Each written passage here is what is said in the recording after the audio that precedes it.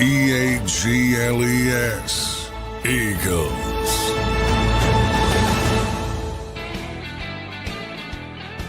Welcome in, everybody, to a Victory Monday here on Birds 365. The Birds win their 9th straight victory. They're 11-2 on the season, but a lot of talk, a lot of controversy coming from this game versus the Carolina Panthers. Johnny Mac, how you doing on this Monday morning, my friend?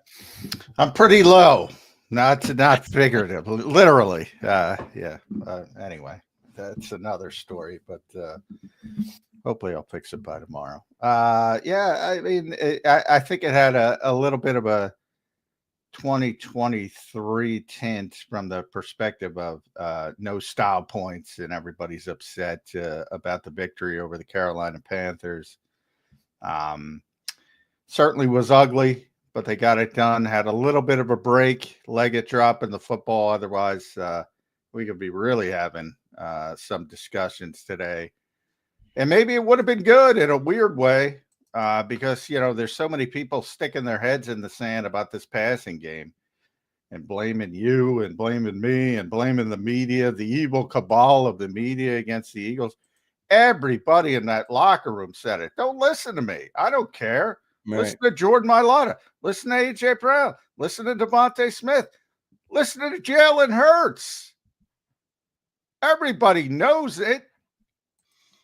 It is ugly right now, that passing game. And the fact that they're able to win games is pretty freaking impressive. I got to be honest with you, with this passing offense. It's gotten to that point, and it's gotten, when you consider the talent on this team, the fact that they can't throw the football against the Carolina Panthers, it's ugly. And Jalen Hurts, this is the money quote. Some things don't get you until it gets you. And what he's trying to say is, you know, because we've been persevering doesn't mean it's not going to get us in the end. Exactly. So everybody, including Jalen Hurts, for everybody wants to jump on their sword for him today, acknowledges this passing game isn't where it needs to be. So take your heads out of the sand or don't, but it's an issue. And when you project this team moving forward, because it's not about beating Carolina on December 8th, it's about going where you all want to go. And that's beating the Detroits or Minnesotas or Green Bays of the world down the road en route to the Super Bowl, whoever that might be. Maybe it'll be Eagles, Chiefs, and two teams that look shitty winning games, and we'll see who's the shittiest that can take it all the way to the finish line. Good stuff there, Johnny Mac. We will get into that. Number one storyline in this game. Can the Eagles pass the ball? I mean, Twitter's erupting, YouTube's erupting. Everybody wants to, you know, there's people fighting on every side of the aisle about the Eagles. It is starting to get that 2023 feel where we all debate about the team that's 11-2. But listen, there is a lot of questions to be had. I will give everybody the rundown. The Birds won 22-16 yesterday. Xavier Leggett dropped the ball in the end zone, or on the way into the end zone, in the last 40 seconds of the game that probably would have given the Panthers a win. Saquon Barkley eclipsed LaShawn McCoy's franchise rushing record here in Philly yesterday. He had 20 carries for 124 yards. Yes, you heard that right. 124 yards, 1 yard shy of our jersey giveaway. Johnny Mac, let's get into that passing game, though. How much of an issue is this, man? Bring me the reality. Bring me the dose of reality. I'm an Eagles fan. I sit here, I say, this is an issue. We got A.J. Brown, we got Devontae Smith, and we can't hit the broadside of a barn in the passing game. What say you? How big of an issue is this? What's the objective point of view on what this team is doing? Because they are 11-2, but they were 10-1 last year. So yeah, well, I mean, net yards passing against the Carolina Panthers, 83 yards yesterday. Yeah, 83 yards. It's just a joke. 83 yards. A couple that last week with Baltimore. It's astonishing they won both of those games. But, you know, I think it highlighted, the Leggett play highlights a lot of things. It's what I've been talking about all year. What you're trying to do is increase the margin of error and be as foolproof as possible. and you saw how razor close to play the way they play. Saquon had a good game. Right. You know, as you mentioned, 124 yards on the ground, 1 yard short of giving away another free jersey. Sets the franchise record. Solid game. Not a spectacular Saquon game. Up near 200, over 200. And you see, all right, if somebody even does a pretty good job on him Right. versus him running rampant, all of a sudden you're in a dogfight at the end of the game against a bad football team. And the defense was, that was the first time since the bye week, since the Eagles defense had given up 300 total yards. So they weren't on their game either, at least comparatively speaking. But again, 302 yards in the modern NFL for a defense, that's damn good. So you had a damn good performance from the defense. You had a solid, very good performance from Saquon, and you're a sliver away from losing that football game. Because that's how small the margin of error is to win that way if you don't throw the ball for more than 83 total yards. Yeah, I mean, the more I'm thinking about it and the more you lay it out right there, this really was a game that proved or showed exactly what we've talked about all year long and debated about many times, where, you're right. We ran for 209 yards yesterday, John, between Kenny Gainwell, Saquon, and Jalen Hurts. 209 yards. That's a big day on the ground by any metric. Oh, yeah, huge day. I mean, and the defense, like you said, they played pretty good. So that's what many have said. Okay, if we're not going to pass effectively, well, having a great defense and a great running game is what can get you over the top. Well, yesterday was a prime example of having a great running game and still a pretty good defense. I mean, look, I know the defense didn't have their best game, but they gave up 16 points. I mean, are we going to beat up on the defense? They gave up 16 points for crying out loud, and they almost lost the game. Boy, John, what's the solution here? What's the fix? Where if you're in that Eagles locker room or you're in the group chat between AJ Brown and Devontae Smith and Jalen Hurts today, what's the conversation? What's the next move for them to try and get this thing going? I almost, if I were Nick and but it would have been this game. It's almost the horse is out. It's almost a bad thing that they're still in it for the number 1 seed. And what I mean by that is, if you're not, they haven't clinched the NFC East, but it's basically a fait accompli. They did clinch the postseason. Final 4 things had to happen. Lions had to win. They did. Eagles had to win. They did. Falcons had to lose. They did. And the final one was Arizona had to lose in the late game. They did. So the Eagles are officially in the playoffs. 4 for 4. Nick Sirianni's an actual 4 for 4 guy, and not like in all the cities teams, but 4 for 4 in the playoffs. So they deserve credit for that. They're going to win the NFC East. But they got to win games to keep up with Detroit to try to get that number 1 seed. And I agree with that. I mean, that you got, as long as it's on the table, you got to try to go get the number 1 seed. And that means you can't just use a game and try to get it right. You got to go win the game. And the way for this team to win right now is to run the ball with Saquon and play good defense. So they got to keep going. And you almost want them to take a game like this, and what they should have done, at least from my estimation, is said, you know what? We got to get this freaking thing right. Let's try to get it going in the passing game. But they're fighting for their lives against Carolina, which is pathetic. And I had to go back to what they do to try to win the football game, and they ultimately did. So, can you do it against Pittsburgh? No, you'll lose.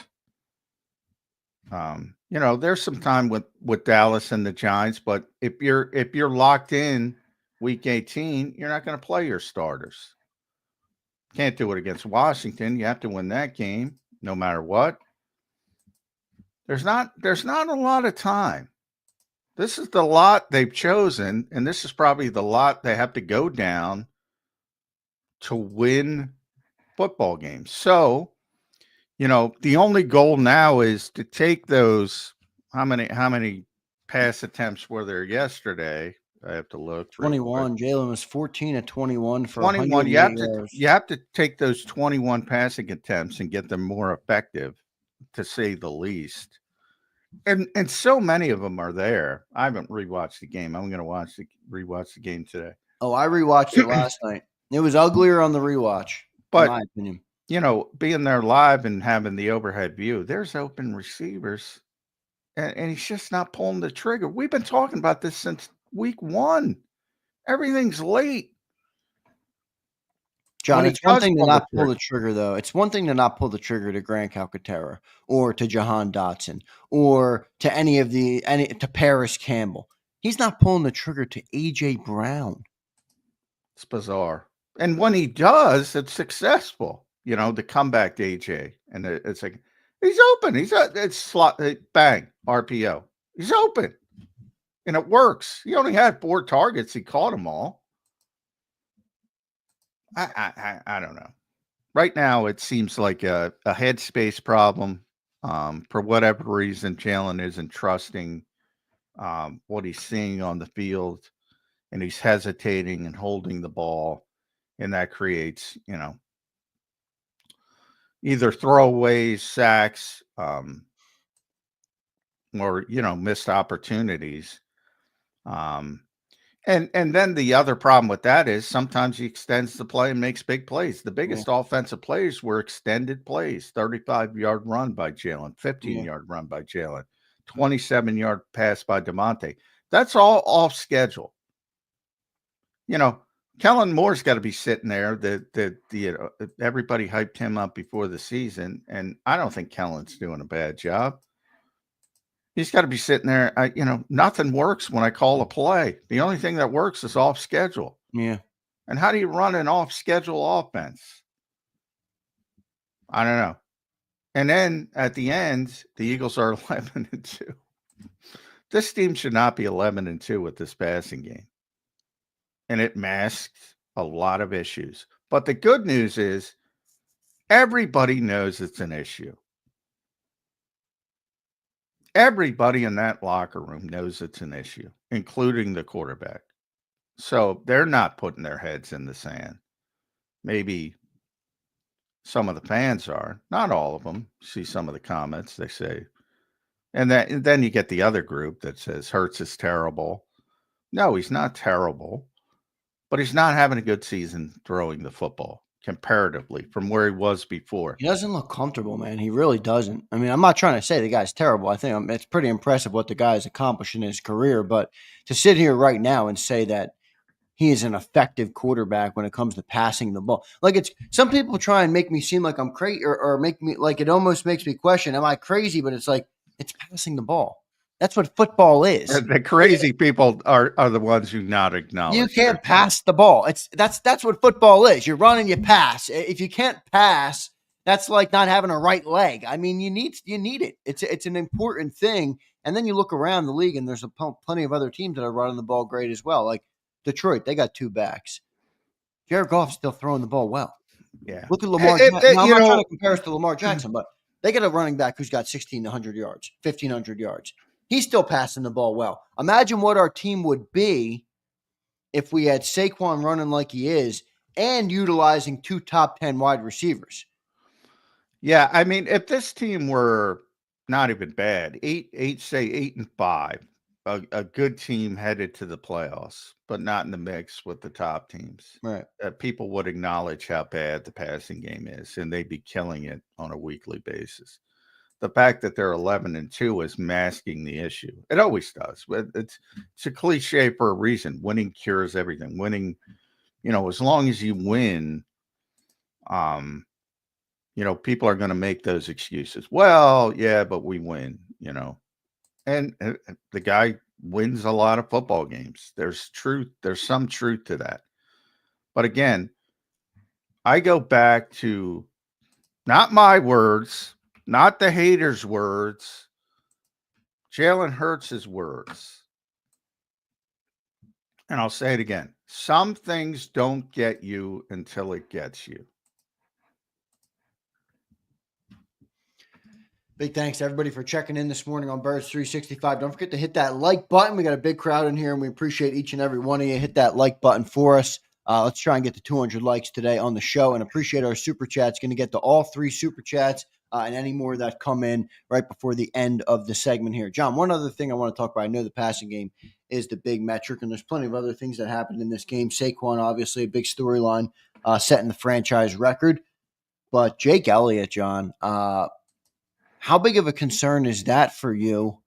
And it's a big concern. What the hell is going on? You know, sometimes kickers, are like golfers and they lose their swing and have,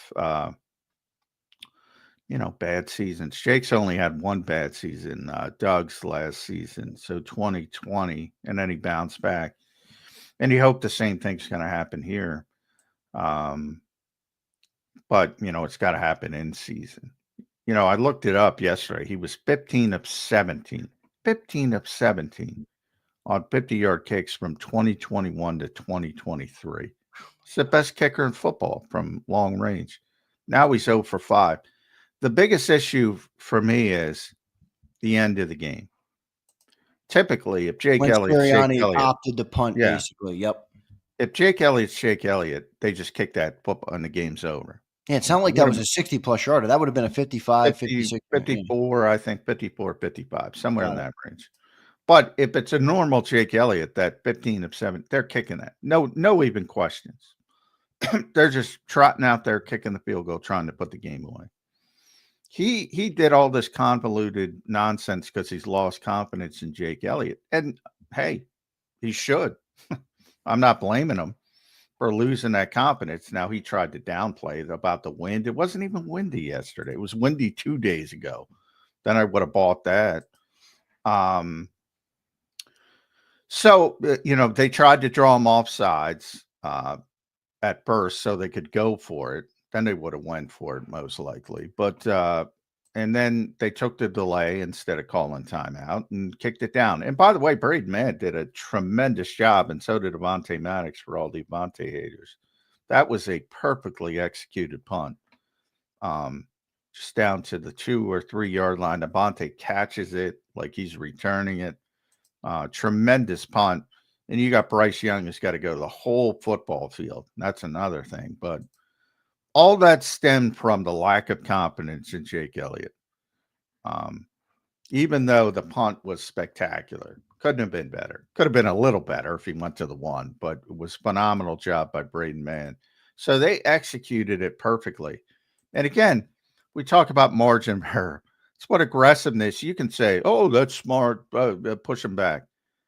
The Eagles are the Eagles because of their aggressiveness. The Lions are the Lions because of their aggressiveness. And they try to, put their foot on the throats of teams, but they didn't do that yesterday because of their of Jake Elliott and his poor performance. And that's not a good thing if they're going to start to be less aggressive, especially with the big hurdle down the road, because Detroit's not going to be less aggressive, and they're going to try to take advantage of every opportunity they have. Yeah, and lucky for Jake, a penalty wiped off, also a missed point after for Elliott yesterday. Yeah, I don't blame that one because that was offside. So you're going to miss. Guys are coming to block it. Yeah, I get it. I'm not going to blame that one on him, but because that was a penalty. And by the way, I'm glad you brought that up because the Eagles got a free yard. They went for it. They got the 2 points. So please shut up about that movie. If it's going to make it a 2-possession game, I'll still fight for the point. But I get it, Johnny Mac. You proved they showed you what the philosophy is in that situation. Let's get to our super chats, and then we'll get to Jeff Kerr joining us on Birds 365.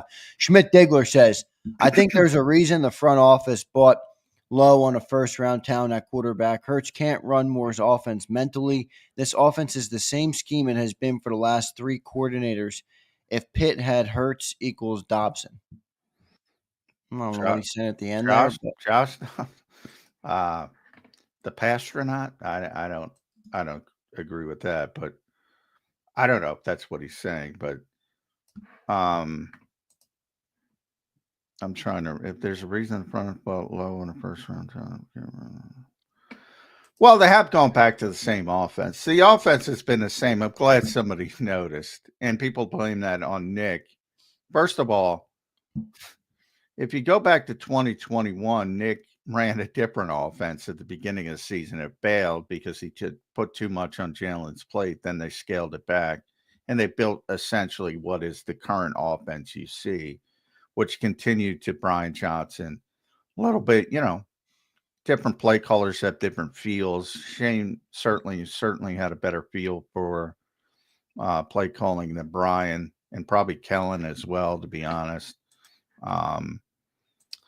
So that, little differences, but they scale back, but that's what good football coaches do. They don't come in and say, "Oh, you run my offense." Some do. Brad Childress did. Bad football coach, but I digress. And others build around the talent they have. That was one of the things Nick was most proud of when he sold himself on at Indianapolis, because of what happened with Andrew Luck. They had to build 3 different offenses in 3 different years for 3 very different quarterbacks. Andrew Luck, top tier. Jacoby Brissett, bottom tier. Phillip Rivers, very good, but aging, couldn't move. They had to build 3 completely different offenses to take advantage of the quarterbacks they had. You've seen different offensive coordinators try to do different things and scale back to the same point. And that's because they're trying to take advantage of what Jalen does well. We'll see how it plays out here. Brian Pumper checks in. J-Mac looking like Christian Ponder to me. You're going too far, Brian. Jalen Hurts is a hell of a lot better than Christian Ponder. Brian was in rare form on the post-game show last night. Brian Gardner checks in. Passing game is bad. Vic can't go with just a 3-man DN rotation. Thielen had the game I thought Kupp or Nakua would have, and I'm worried about Jake. Well, you summed it all up there, Brian Garner, in a short couple of sentences.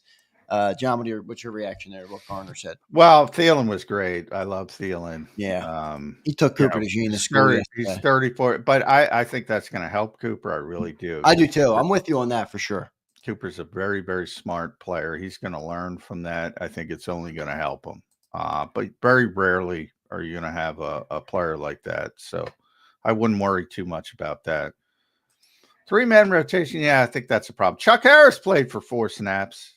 So they're trying to get him involved a little bit at least. And I don't like Nolan Smith playing 50+ snaps. So I agree with that. That's something to keep an eye on. And yeah, I mean, Jake hasn't made a damn kick over 50. You should be worried. And like I said, the Eagles scaled back their typical philosophy. They went against it because they lost confidence. Even though Nick denied that, of course he's going to deny it. Bullshit. 54 yards for Jake Elliott. Yeah. Last year. That's not even a blip on the radar for the Eagles. Kick it. Yeah, it's not like we're talking 60+ here. I mean, 54 yarders. It used to be, as John mentioned, he was 15 and 17 on those. He used to be near automatic on those kicks. Not anymore. We'll get to our commercial break. We got Jeff Kerr coming up on Birds 365. The one other thing I'll say before we get to the break on the passing game is, I don't know what more Mr. Howie Roseman can do. Like, it's a third coordinator. You got 2 top 10 wide receivers. You got a great tight end. You got the best offensive line in football. Now you have the best running back in football. Like, it's all there. Like, any quarterback, forget NFL quarterbacks, any quarterback that dreams of playing in the league would look at this roster and say, boy, what a dream that would be to play with. It's all there. Jalen's got to figure this thing out. Jalen, the offensive coaches, whoever it is, wherever you want to put the problem, somebody's got to figure this out because the passing game is inept. We'll talk about that with Jeff Kerr coming up next here on Birds 365 before we get to the break. I'll tell you about the great people at BetUS. Go to betus.com.pa. Use this promo code YouTube150. Gives you a 150% sign-up bonus on your very first deposit, 125% on your second and third deposits, all up to $2,000. So deposit less and bet with more at BetUS. Go to betus.com.pa. That's betus.com.pa. And a big thanks to them for sponsoring the show here on Birds 365. We'll be right back in 3 minutes with Jeff Kerr. Ignite your nights with free live entertainment daily, only at Live Casino and Hotel Philadelphia's Center Bar. 7 days a week, enjoy some of the region's top party bands, performers, and DJs as they take the stage in the heart of the casino action. Great cocktails, live music, and lively moments. It's all happening at Center Bar at Live Casino and Hotel Philadelphia. Visit livecasinophilly.com for more details and the complete list of upcoming events. Must be 21 or older. Gambling problem? Call 1-800-GAMBLER. The following is a real testimonial from the father of a young injured victim. I didn't think she was going to make it. Major Perry's daughter was the victim of a horrific accident caused by someone else's negligence. If you don't find the right counselor, law firm that you're looking for, you will get lost in the wilderness. Badly injured? Call the Fritz and Bianculli Law Firm at 215-458-2222 and find out why they say, "We got this." In our hometown, we all look out for each other. We step up to keep our communities going strong. And at Independence Blue Cross, we're here to keep you going strong as the #1 health insurer in the region. No IBX is always looking out for you.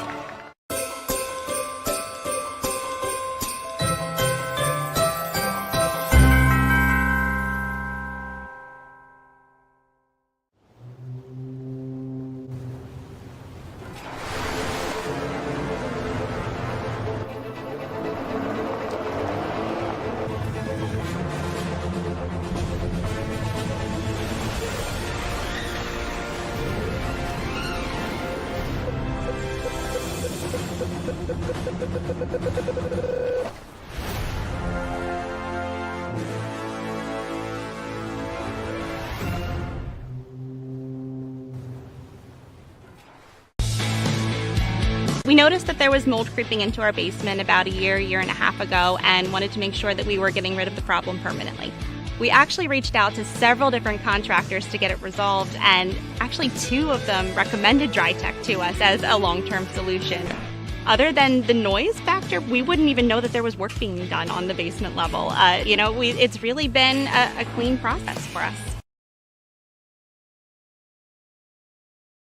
Score and save this football season on your car insurance. Before the next game, save up to 40% on your auto insurance policy. That's right, 40% savings. Call an audible this season and contact the Del Val Insurance Group. They're an advocate for you, not an insurance company. That means they'll get you the right coverage and save you up to 40%. Call managing partners Fran or Jim of Del Val Insurance, 215-354-0122, or score and save at dvigi.com. dvigi.com. EAGLES, Eagles.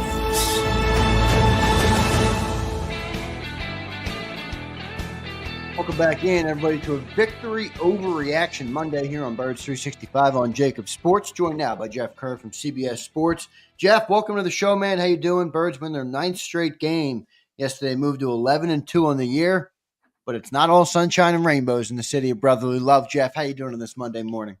It's just typical Philadelphia. Which is it though? The media cabal. We're sitting there at breakfast, you and I, talking about let's take this team down, or the passing game stinks. Which one is it? Oh, it's passing game stinks, and you can blame the guy who who was causing some of the problems last year, and that's AJ Brown. And he has every right to be upset. He does, but to me, this is why Saquon Barkley's here. This is why this team brought back C.J. Gardner-Johnson, brought guys like Saquon Barkley in here to get rid of these internal issues that still exist. We're going, all right. I didn't know we were going there. I like that Jeff is going there. But now AJ was obviously upset, very short in his answers. When he said, "What can the offense improve?" I believe he said passing. I think he's not wrong.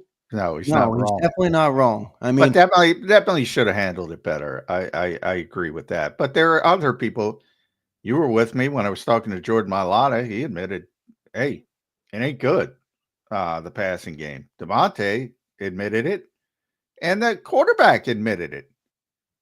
by the way, said with his cryptic quote, as always, Jalen gets a little bit more cryptic than most.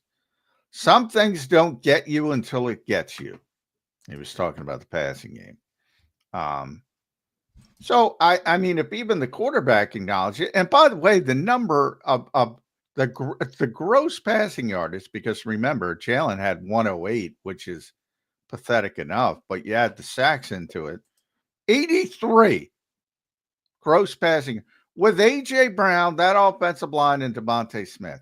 Granted, no Dallas Goedert, so we'll give them some against the Carolina Panthers, who came in what in passing defense? I don't know. They were 30th or 31st in everything. I mean, this is, and people forget the week prior, I believe they threw for 118 yards in Baltimore and somehow won a football game. You know why? They run the ball well and they don't turn it over. Well, I agree, but you saw, here's the thing, Jeff. When you play that way, they're 11-2. They've proven they could win that way. But when you have, and Saquon had a very good game, but it wasn't one of his great games where he's near 200. He was 124. The defense was still solid, even though Cooper had some problems with Adam Thielen. Still solid overall. 302 yards, their worst performance, by the way, since the bye from a yardage standpoint. But when you look around the league, 302 is pretty good, comparing it to your peers. And they were in Xavier Legette drop from exactly. They're us being way different right now. They're a Legette drop away from losing. That tells you how small the margin of error is when you play like that on a consistent basis. And Saquon's not going for 200. He's just having a normal good game. That's the problem. That's what they're trying to fix. Like, it shouldn't be this difficult to throw the football with what they have. I agree. You have AJ Brown, and look, he has every right to complain about what he saw. I mean, there was a play where I think it was Hurts. He went in the flat to Dotson, and I think I noticed it right away. I'm like, AJ's open across the middle. Does he just not want to throw it because he's afraid to turn it over? Does he, like, this team all of a sudden does not throw the deep ball anymore? No, it doesn't. It's very strange. There was another cryptic quote that Jalen said. I'm trying to, and I want to get, because I had to bail for the post-game show, and you were there. So I want to get your thoughts. Yeah, I want to get your thoughts on that. I'm trying to pull it up real quick. So here it is. I played my role in how we execute, but ultimately, this is Jalen Hurts again. It's about what position we put ourselves in. And here's the kicker. That's not my choice. Well, what did you take from that, being in the room? Because I read it non-contextually, and I'm like, what the hell is this? I mean, it seems Jalen's not happy with the role he has either. That's how I took it. That's an indictment of Kellen Moore. Well, people will want to blame Nick. That's fine. That's an indictment of Nick and Kellen, right? Yeah, but is that just escaping accountability? I mean, how many times have people broken down plays where there's receivers running open? I mean, I listen. I know people I playing the route concepts, but at what point do we look at the guy who holds the ball every single play? This is my issue with being the quote-unquote ultimate leader. And I do think Jalen Hurts is a leader. I think he's a guy they gravitate toward in that locker room. But this is what happens, though. You have to take accountability for yourself as well. And there's too much of this blame game with this guy. Like, it's always the coach. I'm like, well, guess what? I hate to tell you, buddy. You have a different offensive coordinator every year, whether it's at your choice or not. Right. So also the weapons, Jeff. I mean, you have AJ Brown, you have Devonta Smith. I know Dallas Goedert didn't play yesterday. You have Saquon freaking Barkley, who, in my mind, if he wins the rushing title, should be MVP. But Josh Allen will probably get it, even though he had 6 touchdowns and a loss yesterday. That's pretty impressive, by the way. It is impressive. I don't think that was Josh Allen's fault. No, it's not Josh Allen. Honestly, Josh Allen accumulated for 424. Nobody's ever done that, right? Yards. Yeah. it's good. No, three Otto Graham did in the 1954 championship game. well, three rushing and three. Oh, it must Yeah. be modern era. Modern era Allen did, but yeah, Graham Yeah. did in the 54 championship game. I looked it up because I was curious. Yeah, But that's pretty impressive, though. but yeah, look though, you have this offensive line. Like this offense shouldn't be struggling to put up points against the Carolina Panthers, and Jalen's had his issues with Kellen all year. But if you're this $51 million quarterback, I forget how much a guy gets paid anymore. Juan Soto gets paid more than him, I think now. Holy mackerel, that Juan Juan Soto, Soto deal was insane, man. Come on. Jeff, I want to ask you Juan about something. Soto. Bad job, Juan Soto, going to a loser organization. Come on. Yeah, agreed. And For then a apparently quarter the more. Yankees, Yeah. Yankees gave him a big offer. What the Yeah, hell, Juan? Yeah. Anyway, Jeff, I want to ask you about your I don't want to call it cryptic, but your somewhat cryptic comment when you first came on about internal issues. What are you seeing there? Like, well, what did you mean by that when you said AJ Brown and Saquon was here? I didn't think you were going down that. Yeah, route. I'm just curious. Like, what did you mean by that? How do you see that? I'd like. We had this stuff last year. This was part of it. This is part of the issues. The ball wasn't getting to the receivers, and it was brought up multiple times. And is this happening again, or are they just taking it public now? I don't know. Where do people, for those, but I'll say this because, and I admit I like AJ personally, so I do too. I probably defend him. I don't think he said anything wrong. I've been hard on AJ. I don't think he was wrong and some of that stuff, and I didn't like some of the locker room stuff. I had no issue with what he said yesterday. Yeah, I don't agree with the way he handled it yesterday because I thought he was too really short, which creates other issues, and people take it like I think his problem is he allows people to take things in a negative direction where he wouldn't have to if he handled things a little bit differently. You mean just by explaining it a little more? Like exactly. And you know what's going to happen, John? You and I aren't going to hear from AJ Brown for weeks because that's what happened last year. It did happen at one point, but he generally talks a little bit on the side, at least. He does on Wednesdays. He does. I mean, but. That's not something I'm going to bring up to him. No, it's off the record and you can't, but at least they'll keep you in the loop. At least certain people keep in the loop. So at least there's that. But in the case of, and I lost my train of thought, in the case of, the receivers, like for those who dislike AJ Brown for essentially, pointing out that he'd like the football occasionally. Is there a receiver who doesn't want the football? Like, where are you getting these receivers? Where are you getting these magic great receivers who don't want the football? Like, isn't that baked into it? Like, why do people have a problem?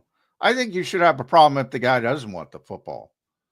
Yeah, that's when you should have the problem. I agree completely. And the other part of it, I think that people are missing is because I put out a tweet yesterday that got a lot of pushback, and they're like, well, we have Saquon Barkley. He's on a historic pace, and I'm like, do you really believe that this organization is happy to sacrifice a passing game that's competent with two wide receivers that most teams would dream of having in A.J. Brown and Devontae Smith to have a historic running back season? Like, it's great that Saquon's doing what they did, but do you think they'd rather have 1,800 yards from Saquon Barkley and a prolific pass? I do. I mean, seriously, we're talking about A.J. Brown, Devon. These are two top 10 receivers in one offense. Okay, so this is one of my takes from everything around the league yesterday. I had to hear Justin Jefferson and Jordan Addison saying, hey, we're coming for the best wide receiver duo in football. Sam Darnold. Yeah, Justin Jefferson, I don't know, 130-something and 2 touchdowns. Addison was 130-something and 3 touchdowns. I mean, they were incredible yesterday, and so was Darnold.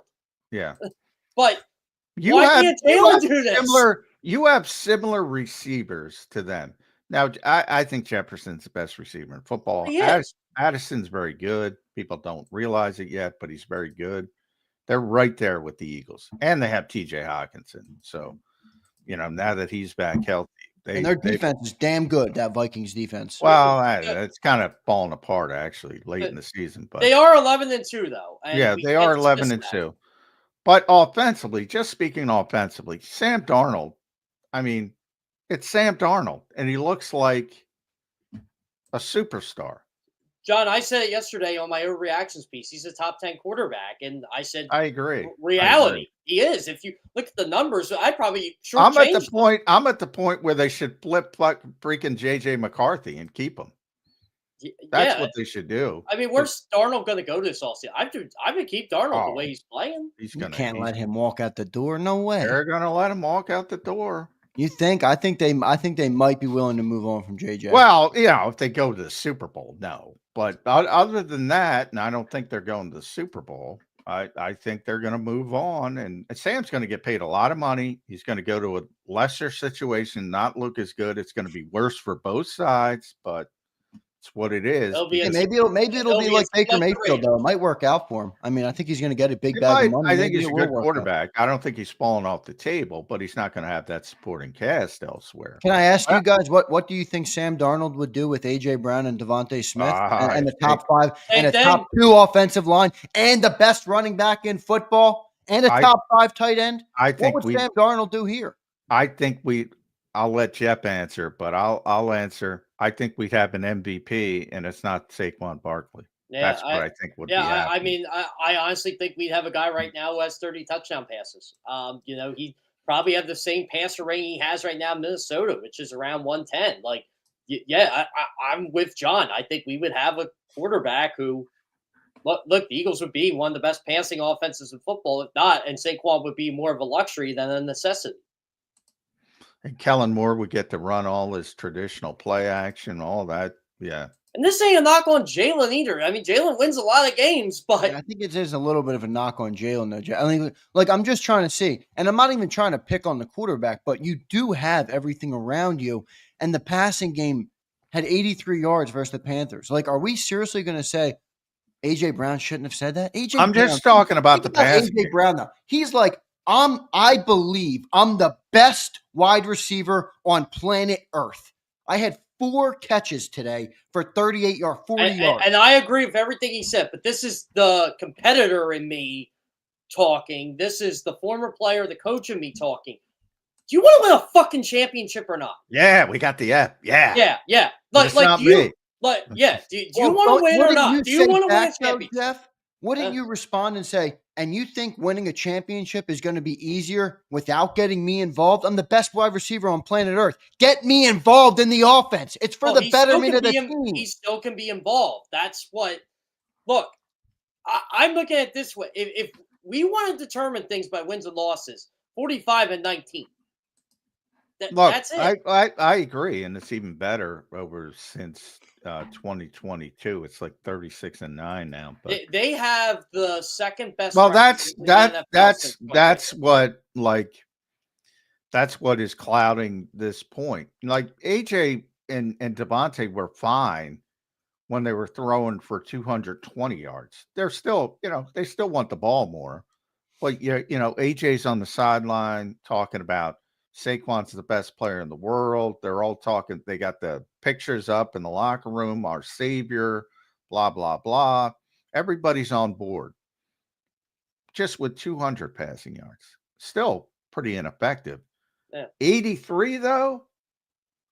118, it was less. I don't know what the sacks were in Baltimore. I can pull it up, but I think, did he get sacked 4 times? 118 total yards per Jalen, 118 in Baltimore, 108.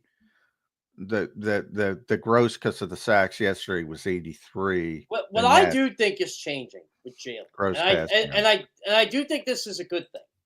I think either Jalen looked at it or someone else looked at it and told him, look, instead of forcing these throws when you're getting pressured, take the sack.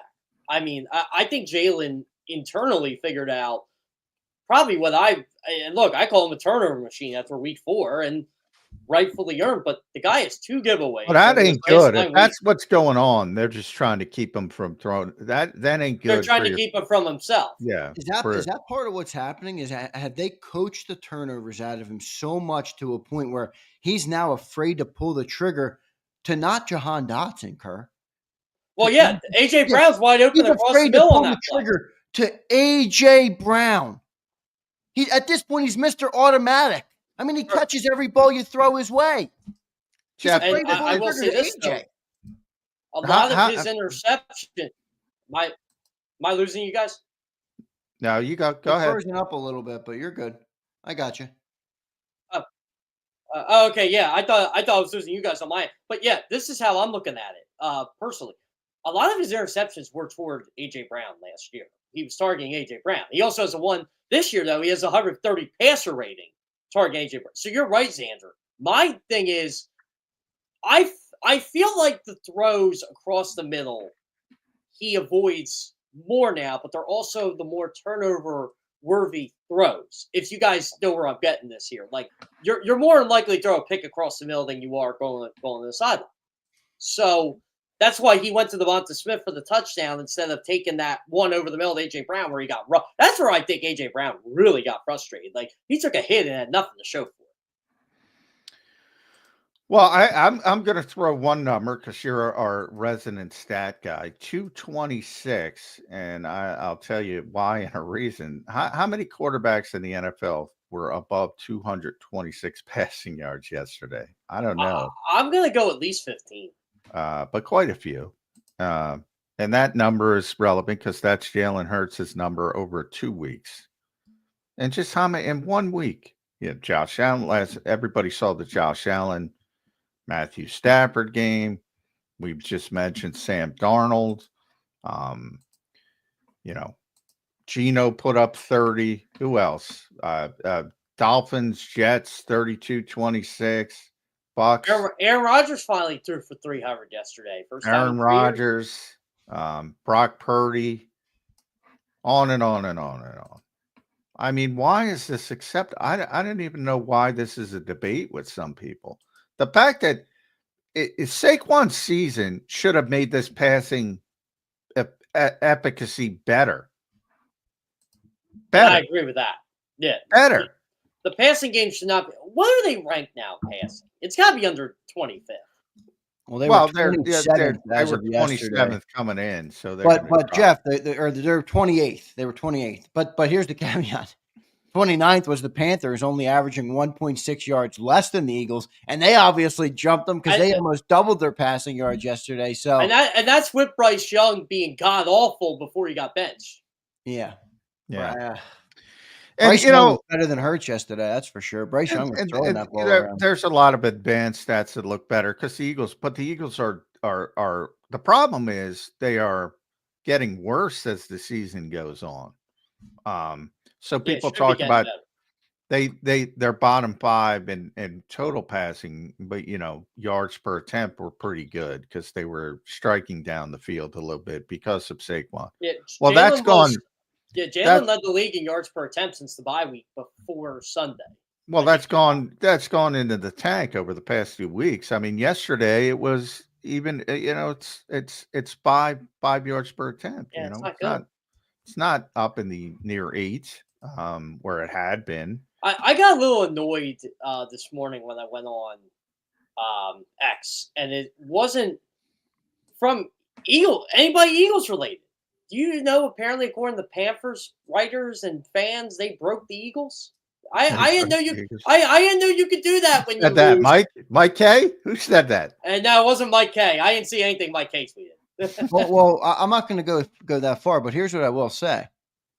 Did they put out potentially a blueprint to, if you know Saquon Barkley's going to have a big day? Right? It's almost unblockable at this point because the offensive line is what they are, and Saquon. By the way, Zander, did they put out a blueprint though? The Eagles Saquon, you can have your yards. You can do what you want to do. We're going to keep the game close. Did they put out a blueprint for how to play the Eagles with allowing them to have their 200-plus running yards like they did yesterday? Well, I think the Ravens had that blueprint. Yeah, but the Ravens couldn't capitalize for shit. The Panthers capitalized better than the Ravens did. They did, but I think Jeff's right from a defensive standpoint. I think the Ravens. I think people are copying the Ravens. Well, I think that's. You're saying the Panthers took what the Ravens did. Yeah. Yes. Okay, gotcha. Yeah, that's what I meant. The Ravens did it last week, changing some things up. It was just the Panthers said, okay, we don't have the personnel the Ravens do, but we still think we can keep this game close. To your point. Yeah. And let's be honest. If the Ravens, you have to give the Eagles defense credit for that one. If that were a typical Ravens performance offensively, they win that game. Probably The Ravens scored 30. Yeah, probably pretty significantly. So, yeah, I think people are looking at that Ravens game and saying, "All right, we can do some things and try to stop, limit." I always compare it to the NBA. Certain scores are going to get 25. Just don't let them get 45, and make sure they work for that 25. Unless you're the Wizards and let Jokic score 50, Well, 10, and 10, and they still win. Yeah. But certain guys are going to score. And you try to make them work hard. Two things: make them work hard to do it, and limit it so they don't have the big 50-point game, which is 200 for Saquon. Essentially, that's a 50-point game. And the Panthers were able to do that yesterday, and they were in the game, and should have won the game. Maybe the Eagles would have gotten it back with 42 seconds and 3 timeouts. So maybe they can go down. But again, you got a field goal kicker struggling. He was 0 for 5 on 50. Yeah. By the way, that went. I know it was noticed, but it kind of felt like it was on the back burner because. Yeah, we talked about it. I don't like it from this perspective. We'll go down that route because I want to get your thoughts. The Eagles went against their grain of being aggressive, and they played it safe. Yeah. I don't like that long term. They punted. Yeah. I don't like that. And you could argue, you say it worked. Did it? Because a legged catch is a pretty simple ball. Like we just talked about Justin Jefferson and Jordan Addison. You think they're dropping that ball? No.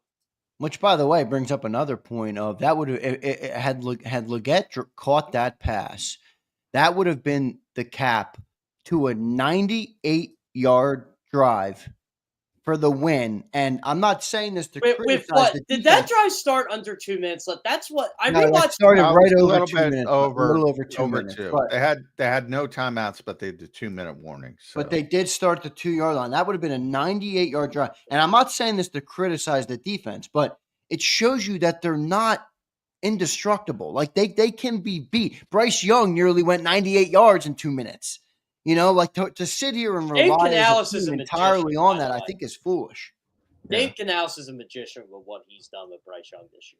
Bryce Young actually looks like a half-decent NFL player. He needs some more weapons too, Bryce Young. I mean, look, I know Adam Thielen's great. Well, Adam Thielen's your best weapon. I mean, I love Adam, but he's 34. Exactly. I mean, and that Leggett, I think he was supposed to be pretty good. He didn't look too good to me yesterday. I know he got open a couple times. He's a first-round pick, so he'll always be a first-round pick, but most people didn't have him graded as a first-round pick. Yeah, he didn't have the greatest hands.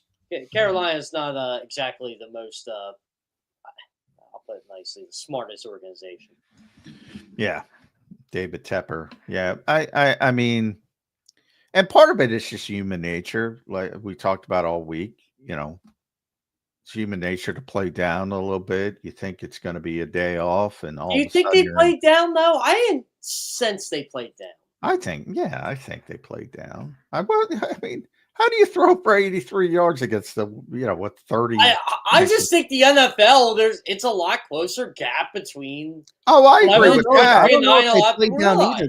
They didn't throw the ball well against the Ravens either. Like I'm at a point now where did they play down or can they just not throw the ball well? Yeah. Well, maybe that's why I think the passing game's a concern. We've seen this back to back, like what John said, 226 in back-to-back week. I think Brock Purdy threw for 226 and a half yesterday. Yeah. Yeah. I mean, think about it. The defense gave up 16 points. I mean, we've become spoiled with the defense. They gave up 300 yards and 16 points. That's not a bad day in the modern NFL.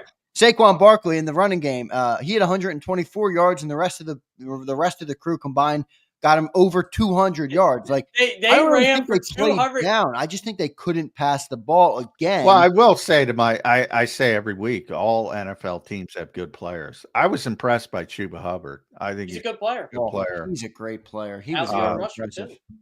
Thielen's still good at his age, and Nick Sirianni knows. I mean, I remember talking to rookie camp when tryout players. I asked him a throwaway question about tryout players, like how do you you got a short window.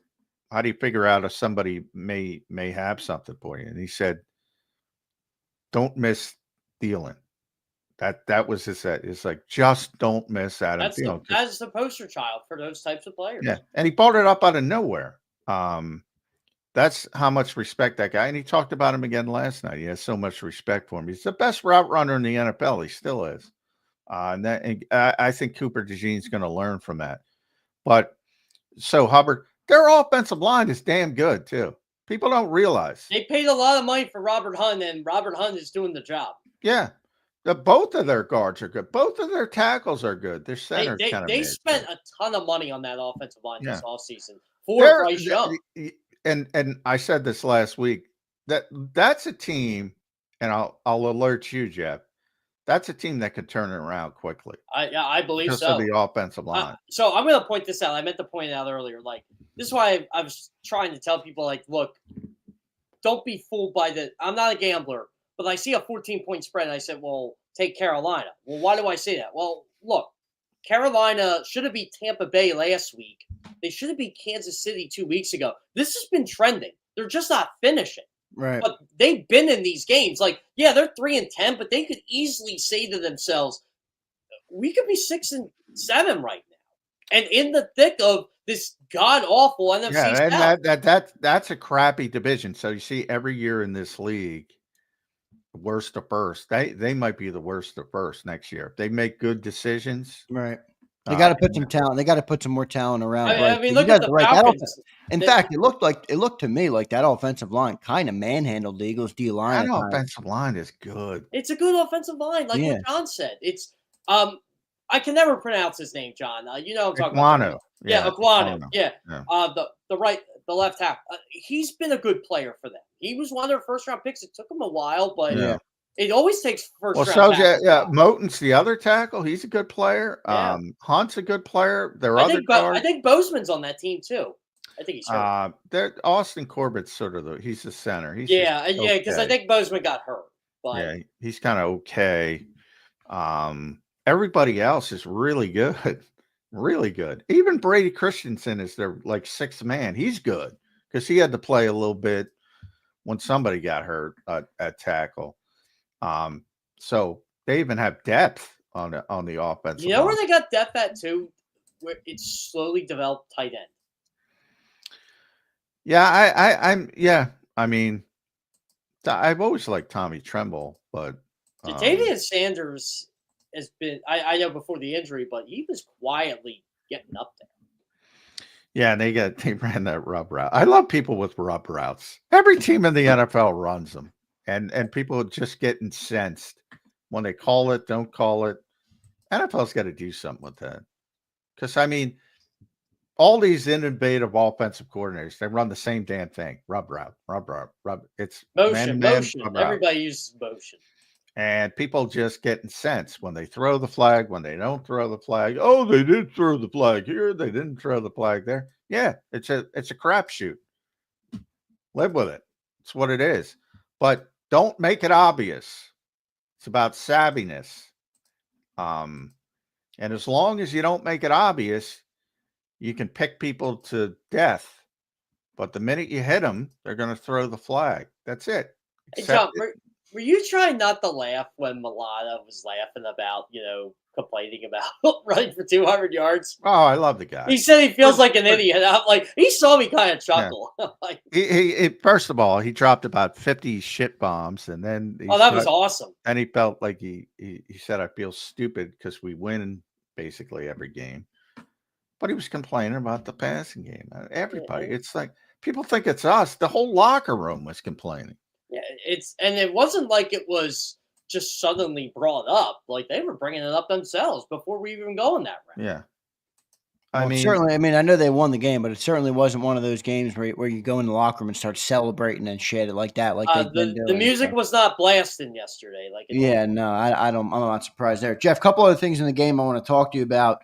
I know obviously the passing game is the lead story here, but Jake Elliott, what's going on, Jeff? What do you do about it? I mean, you get late in the year. John pointed out they changed their philosophy to go away from it because they lost that much confidence, whether they admit that or not. That's what happened. No, actions speak louder than words. And right, 100%. Where are you with Jake Elliott? What did they do? Yeah, boy, the I wind hope was he gets bad through it. yesterday. The wind was bad. Yeah. It was, what was it, 50 degrees out yesterday? Yeah. John, it felt nice out It was a yesterday. beautiful day out yesterday. It was really nice. I mean, I wrote about this with Justin Tucker last week. You just got to stick with the guy, right? Like, what else? I would imagine. I don't think they're going to move off him, but I mean, if you're in the playoffs and you have no hope that your kicker can hit from 50 plus, that becomes a bigger problem because those are more important late in the year when you need points. Points are a premium. I mean, they didn't believe in him to make a 54-yard, not a 60-yarder, not a 62-yarder, a 54-yarder. Zander, is it a hot take for me to say I'm more worried about Jake Elliott kicking 50-yard field goals than I am the passing game? Yes, I would say that's probably too much. I mean, I'm more worried about the passing game. I mean, I was shocked though. Like they passed on that. I'm like, wait a minute, what are we doing here? Like they're playing like 1970s football. And many of the fans probably loved it. But you know, it's funny though. It doesn't work. It doesn't work. You do win games playing that way. I hate to admit it. I disagree. Depending on if you're a good team like Detroit, like Philadelphia, they won far more games being aggressive than being non-aggressive. I'll just say this, and I know the Falcons didn't make the playoffs a couple of years ago, but the year before they got DeJean, all of a sudden they started winning football games when they decided, you know what, we have really good offensive line. We're going to run the ball with Tyler Algier, and we're just going to see what happens. And they started winning a couple games. And they got two really good running backs. Yeah, they do. Yeah, but Dude, Jeff, you had the quarterback is 36 coming off an Achilles injury. Yeah, I mean, well, Atlanta's falling apart. You know, probably because of Kirk. It's certainly not because of Bijan or Algier. Or Drake London or their defense. Mooney. Yeah, their defense. Did you see the guy fall down on the Jefferson play? That was pathetic. But yeah, I mean, look. Yes, you can run the ball. Bijan, the Eagles have proved it. They're 11-2. You know, maybe Atlanta's a better indication of that because they both ran the ball well yesterday. They lost by what? Yeah, but is Atlanta a true Super Bowl contender? Look at the true Super Bowl contenders. That's the point. They lost Detroit, yeah, but the point is like they run the ball great. Detroit runs the ball great. They still have a great passing game. The Ravens run the ball exceptionally well. Derrick Henry's like 100 yards behind Saquon for crying out loud. They have a great passing game. Lamar is great running attack. Lamar's leading the NFL in a lot of passing statistics. People don't realize that, but I know. And think about how good this offense. Think about how unbeatable this team would be if they figured out how to throw the ball effectively. Like these other teams are running the ball at near the rate that the Eagles are, close to it, not there, but close to it, and they have top 5 passing games. This is my we're bottom, Jeff. Let me read you the list of teams that we're grouped with when it comes to passing. And this is not a group you want to be in. Patriots, Giants, Titans, Panthers, Eagles. That's the bottom 5 passing teams. This is my take on this stuff. Would you rather be the Green Bay Packers, have everybody tell you how wonderful you are and how wonderful your quarterback is, but you can't beat anybody that's any good because your quarterback turns the football over more often than not? Or would you like to win football games?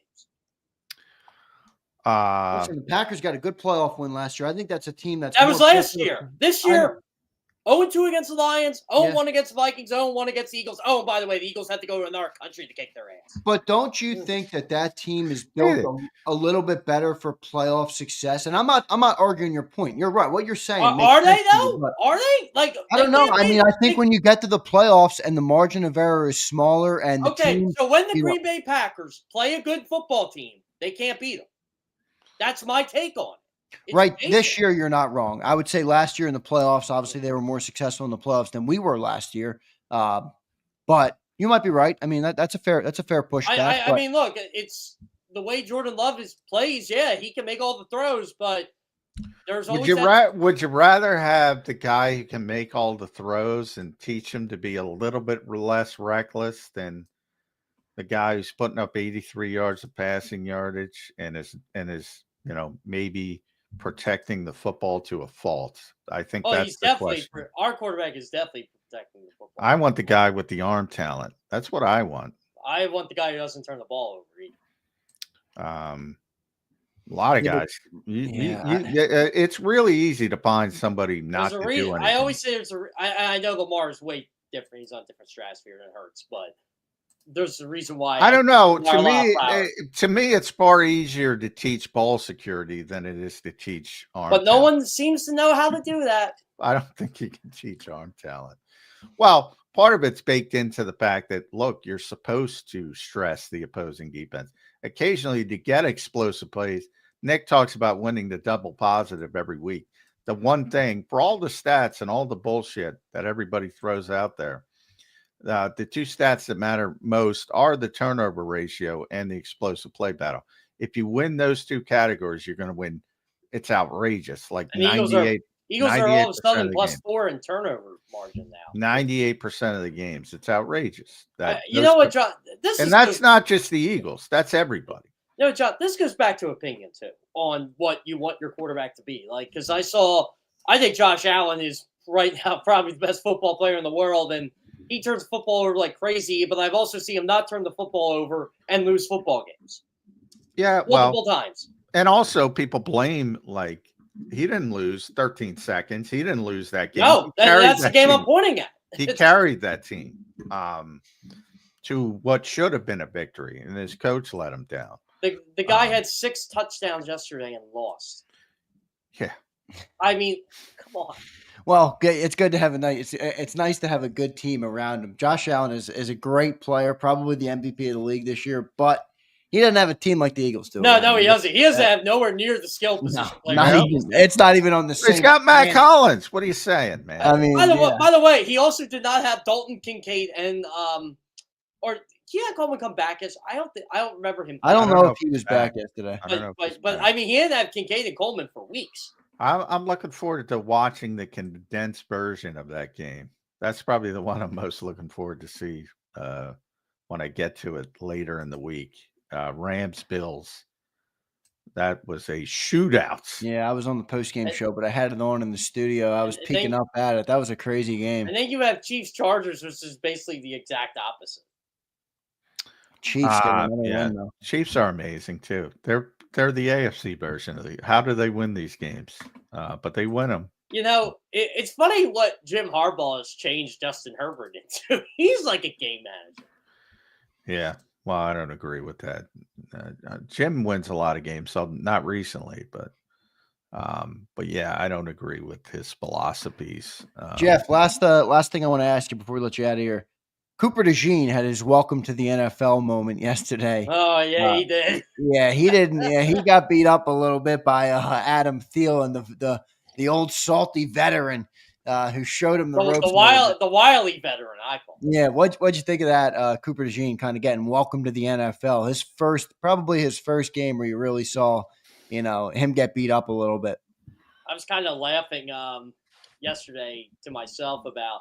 And Adam Thielen could be in the NFL 5 years from now because he's such a good route runner. Not bad for a guy. John, you know the school he went to? Yeah, Minnesota State. Yeah, Minnesota. I know Hayden Fox did not coach that school. Yeah, used to be Mankato State back in the day. Yeah, he was a true tryout player. He was didn't get invited to the combine. Played at a low level, obviously. That's why. So they have those regional combines. Ran like a 4.42 40. He's like 6'2". I don't think people realize. As I said, tremendous. Got on the NFL's radar. Was a tryout player. Like, you have your rookie camp with your draft picks and undrafted free agents. He wasn't even an undrafted. He had to go try out. Caught the eye, slowly developed from great special teams player, and all of a sudden they put him on the field as a receiver, and they were like, "Oh shit, this guy can play," and he's never left it. Turned into a best route runner I've ever seen, ever. It go on YouTube and search Adam Thielen routes. It will spin your head. The things he does, and Cooper learned about it. And I think it's only going to help him. I really do. Yeah, that's pretty much the guy you want to teach you how to play slot quarterback in the NFL the hard way, but that's pretty much the guy you want. Yeah. So I wouldn't be too upset about Cooper's performance, is what No, I'm trying to say. You're you're not going to not. get that. You're not going to get that replicated the rest of the year. Yeah, and you know what? Cooper's a cornerback. Cornerbacks are going to have bad games at some point. They just are. Yeah. No, I'm not picking on Coop, but it was good. No. Yeah, I don't think anybody is. No. I mean, listen, you get beat up by a veteran like that. All right, Jeff. Any other final thoughts before we let you go, brother? I mean, feels look, like a loss, I kind of put out my points, Andrew. Like, I'm concerned about the passing game too, but You're more concerned about Jake Elliott. yeah, I am actually. but you know, 23 touchdowns to 2 giveaways, and you won 9 in a row. I don't know. At what expense, Jeff? At what expense? I'll take a few more turnovers to be a little bit more explosive in the I'm pass. just saying he turned the ball over earlier in the year and they lost. They lost without AJ Brown. I think people forget that. Three of those 4 They are games 10-0 when were AJ without- played. It just feels crazy to talk myself into believing it's good that you've now we've minimized the quarterback and we don't even want him throwing the ball. That is amazing. How is that a good thing? When we're talking all off season about this passing offense evolving with the great Kellen Moore. And now it's like we can't throw because we don't want to turnover. Yeah. We're reaching a new level. We're moving the bar. The problem is though, when you spend weeks and weeks and weeks, and I was one of them complaining about him turning the ball over, and this is why they're losing football games. Now he's not, and they're winning. I don't know. This is where I kind of believe that Jalen Hurts isn't winning is the only thing, the main thing. I know it's a bunch of stoic. Keep the main thing. They do win football games. They do give them credit to that. But I will say they won this. football games last year too. I mean, that's your record is great though until you get bounced in the first round of the playoffs, and then Philadelphia. All the people in here who tell me I'm crazy for criticizing the passing attack will be the first ones jumping and say, "Get rid of this guy. We need to be better." So the record. Well, I started with it. I'll end with it. Jalen Hurts' own words. Some things don't get you until it gets you. And look, this is where actions always speak louder than words, but Jalen used his words pretty well. But I'm just gonna say this. I'm not speaking for, and I mentioned this at the beginning. This is why you brought in CJ Gardner-Johnson back. This is why you brought him back. This is why Saquon's here. I guarantee you someone will say something to AJ Brown this week. Really? I'll tell you what I would tell him. I would say, "Hey man, sit your ass down. I'm making $30 million." As a former captain of a football team, they gotta get me to fucking football. As a former captain of a football team, you know what I would tell him today? Shut the F up. This is the pros. I don't think anybody's upset with AJ Brown. No, and he's right. But just because I don't think anybody's talking to AJ Brown. I think everybody knows he's right. Yeah, this is what I always say. Just because you're right doesn't mean it needs to be said.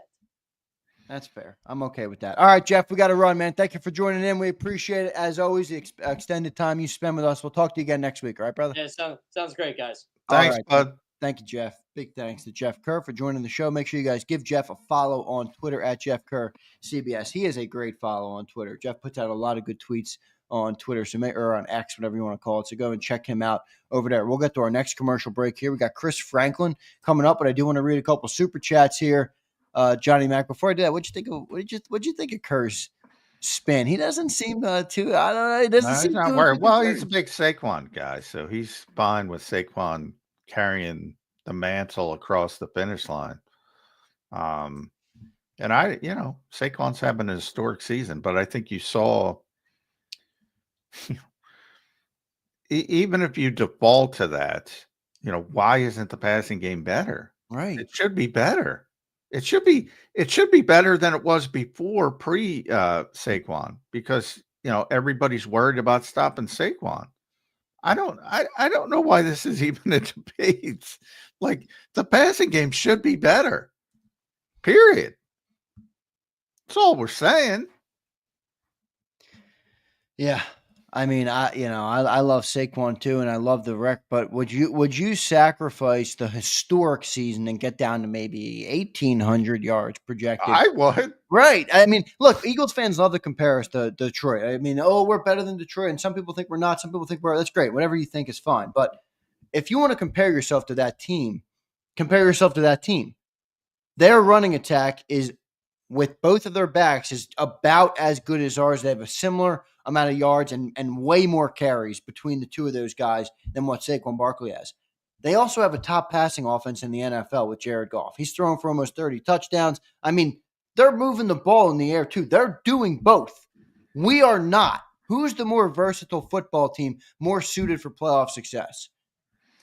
Eagles fans want to tell you it's the Eagles. I believe it's the Eagles, maybe. After that game, maybe not. Well, I think when Detroit's healthy, I've said from day, that's the best team in football. When they're healthy, but they're not healthy defensively. So that shortens the gap. Attrition is a big part of it. And we'll see where they get and how many players they get back. They're going to get McMullen back, Branch, all these guys. But for the most part, except for Hutchinson. And then to me, they're the best team in football. And number 2 ain't close when they're healthy. But yeah, you're right. I mean, offensively, it should be Lions, Eagles, Lions. You know, maybe you throw Minnesota in there because of their skill position. They're getting up there, John. They're earning their way. I know we were. Someone had some doubts early in the year. That team has proven enough. Yeah. Well, their skill position people are outrageous as well. The issue, their interior offensive line is not as good. So that's the one hiccup that they have that Detroit and the Eagles don't. So that might be the thing that bites them. But skill position people, they're as good as anybody.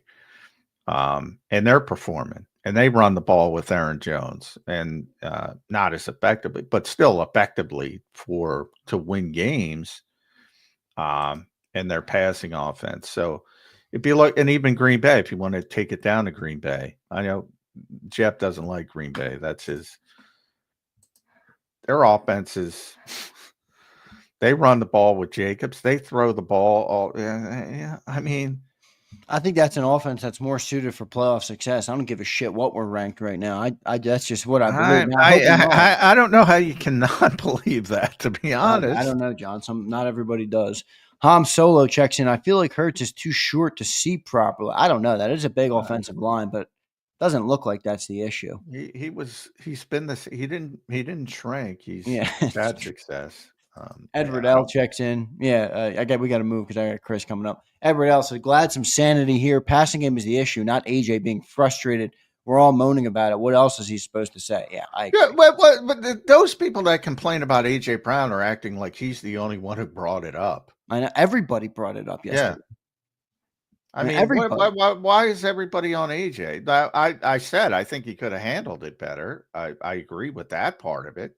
I think by being short, he creates, those avenues for those weirdos to go down. Yeah, well, maybe AJ wanted to do that. Maybe AJ wanted to create some discourse around this because it does need to get fixed. And if they don't get it fixed, the team is doomed. And maybe as a leader, that was his thought process. Is that fair to maybe? I generally default it because I like him, as I said, but I'm not going to go that far that he's an evil genius. But I give you credit if it is. Well, I just think sometimes leaders have to do things that not everybody understands, even when it's for the betterment of the overall team. And I agree with that, but that's to me, it's not his place either way. So that's the head coach's place and the offensive coordinator. They have to fix it. They're trying to fix it. They know they have to fix it. The problem is they're in this Sophie's choice of we're trying to win games to keep up with Detroit versus fix this passing game. And you really can't. You can do all the things you want to do in practice that you want. You really got to do it in games. And right now they don't have this was the opportunity to try it in the game, and it didn't work if they were trying it. I don't know how you do it at this stage. Kind of is what it is at this stage. You almost have to lean into what you are and cross your fingers. Yeah, I agree. But you got to get a little bit better. You got to get that 108 back up to 200 or 210. A little bit better. I feel like it needs to get a lot better. We have I just mean Devontae Smith. We don't have Jalen Reagor and Travis Fulgham. Well, what I'm saying, it's pretty clear you're not going to have 5 touchdown Sam Darnold day. No, yesterday. you're not. You're I'm not not going to asking for have a that. Josh Allen 6 touchdown day and a losing. You're not going to have that. So I'm just trying to get back up to where, 83 becomes 200 plus, and then you could win the way they've been doing somewhat consistently. And then you just got to cross your fingers on a particular game day, whether it's Detroit or Minnesota or Green Bay doesn't have one of those offensive explosions. And that's where the defense comes in and big comes in. Hopefully they can hold and be perfect. Josh Herman checks in. Try to hustle the 49ers and trade Hurts for Purdy. Not happening, Josh. Let's go to Caleb here. Caleb, I will get to all the super chats. Brian, I'll get to you. F-Body, I'll get to you. Caleb says the pass game should be better, but it shouldn't be like last year either. When we were 10-1, we were out of rhythm. We need to find the middle ground. I think that's fair. They're pretty freaking out of rhythm now in the pass game. Yeah, they're so out of rhythm. Maybe it wasn't Brian Johnson's fault. Caleb Brandon also said, AJ's right. I think the whole team knows, including number one. Yeah, as evidenced by the post-game comments. He said it. Yeah, he said it literally. Jordan said it. People were mad at me on Twitter because I put up the list of the bottom 5 pass teams in there, and I'm like, dude, AJ Brown told you he's upset about it. Jalen Hurts told you it's a problem. Nick Sirianni said it's a problem. Jordan Mailata. Don't get mad at me. I mean, shit. F-Body Guy says, do you think coaching is trying to overcorrect for the forced throw turnovers earlier in the year has caused Hurts to be gun shy? Seems conservative. Yeah, I mean, that's a fair point. He might be. He certainly, you had that deep shot to AJ Brown. It's like, why aren't you throwing this early in the game? I don't. Yeah, he seems very cognizant of ball security. I think the Eagles overreacted. It's hard. They haven't lost a game since the bye week, so it's hard to say this, but I'm going to say it. I think they overreacted at the bye week by scaling back the offense so much, and turning into this 1975 team that can't throw the football at all somehow with AJ Brown, and that shouldn't be possible. But that's where they are, and I think they overreacted to a 2-2 start, which again they didn't play 3 of those games without AJ Brown. I think they overreacted. But they are where they are now, and they keep winning games. So until they do lose a game, and it might even help in the long run to lose a game, to be honest, to lose this game to Pittsburgh might even help. Say, all right, we're beatable. We gotta get this thing back to being more balanced and more well-rounded. Brian says the all-out turnovers are so sacks. MF for how about neither? Asking for a competent QB is apparently too much, setting the bar so low. And then he says Jalen Hurts is the Avante Maddox of quarterbacks, underrated, and now he's ass. Holy shit! Oh man, Brian always goes too far. It's not. Pumper's taking a victory lap today though, because he was talking shit, and Jalen didn't have his best game there, Johnny Mac. No, he did not. He did not. All right, let's get to our break here. We got to get to Chris Frank. And Chris, sorry to keep you away, man. All these super chats we had to get to. Appreciate everybody in the chat. Hit that like button. We appreciate you all for being here this morning on this Victory Monday, Victory Overreaction Monday. A lot to talk about, so thanks for being here. Let's get to our commercial break. Before I do that, I want to tell you guys about the great people at BetUS. Go to betus.com.pa. That's betus.com.pa. And use the promo code YouTube150. Gives you a 150% sign-up bonus on your very first deposit, and you get 125% on your second and third deposit. So deposit less and bet with more at BetUS. Go to betus.com.pa and use that promo code. We'll be back in 3 minutes, everybody, on Birds 365. Ignite your nights with free live entertainment daily, only at Live Casino and Hotel Philadelphia's Center Bar. 7 days a week, enjoy some of the region's top party bands, performers, and DJs as they take the stage in the heart of the casino action. Great cocktails, live music, and lively moments. It's all happening at Center Bar at Live Casino and Hotel Philadelphia. Visit livecasinophilly.com for more details and the complete list of upcoming events. Must be 21 or older. older. Gambling problem? Call 1-800-GAMBLER. The following is a real testimonial from the father of a young injured victim. I didn't think she was going to make it. Major Perry's daughter was the victim of a horrific accident caused by someone else's negligence. If you don't find the right counselor, law firm that you're looking for, you will get lost in the wilderness. Badly injured? Call the Fritz and Bianculli Law Firm at 215-458-2222 and find out why they say, "We got this." In our hometown, we all look out for each other. We step up to keep our communities going strong. And at Independence Blue Cross, we're here to keep you going strong as the #1 health insurer in the region. No IBX is always looking out for you.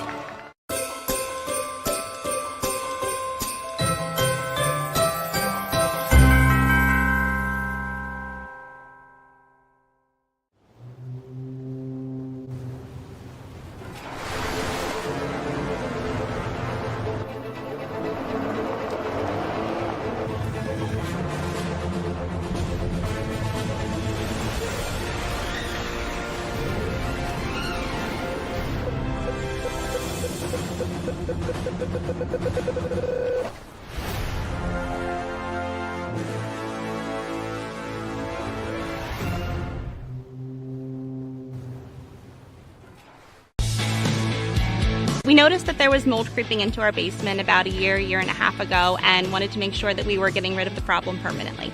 We actually reached out to several different contractors to get it resolved, and actually 2 of them recommended DryTech to us as a long-term solution. Other than the noise factor, we wouldn't even know that there was work being done on the basement level. It's really been a clean process for us. Score and save this football season on your car insurance. Before the next game, save up to 40% on your auto insurance policy. That's right, 40% savings. Call an audible this season and contact the Del Val Insurance Group. They're an advocate for you, not an insurance company. That means they'll get you the right coverage and save you up to 40%. Call managing partners Fran or Jim of Del Val Insurance, 215-354-0122, or score and save at dvigi.com. dvigi.com. EAGLES, Eagles.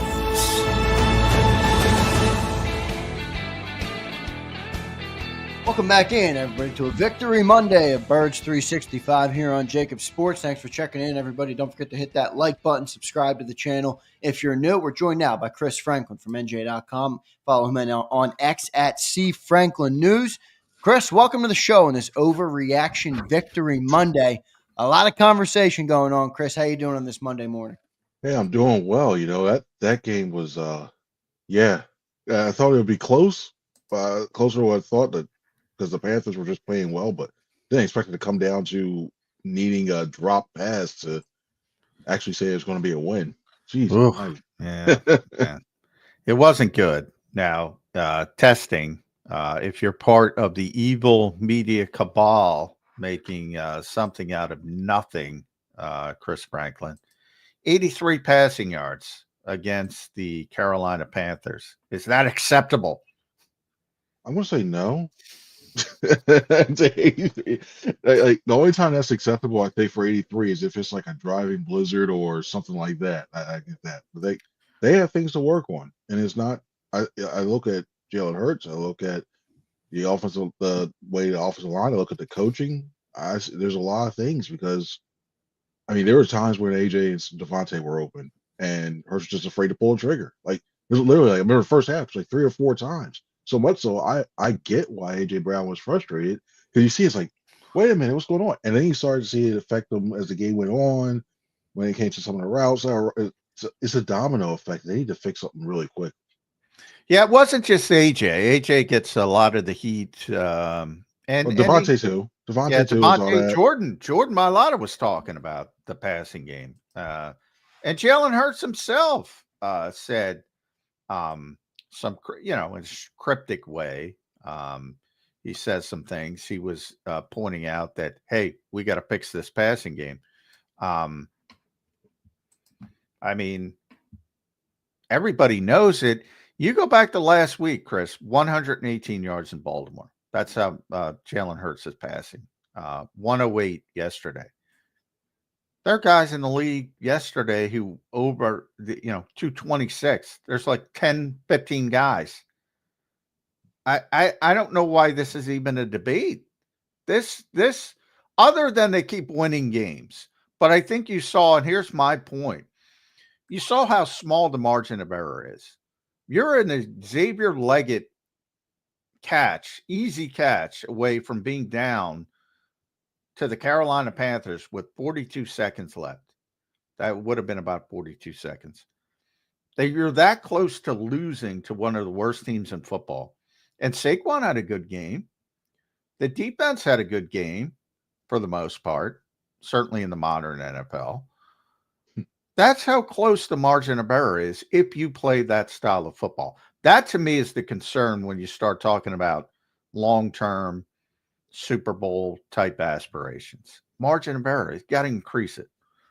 It's twofold when I look at it. Like some of these changes are there. This whole thing is all fixable.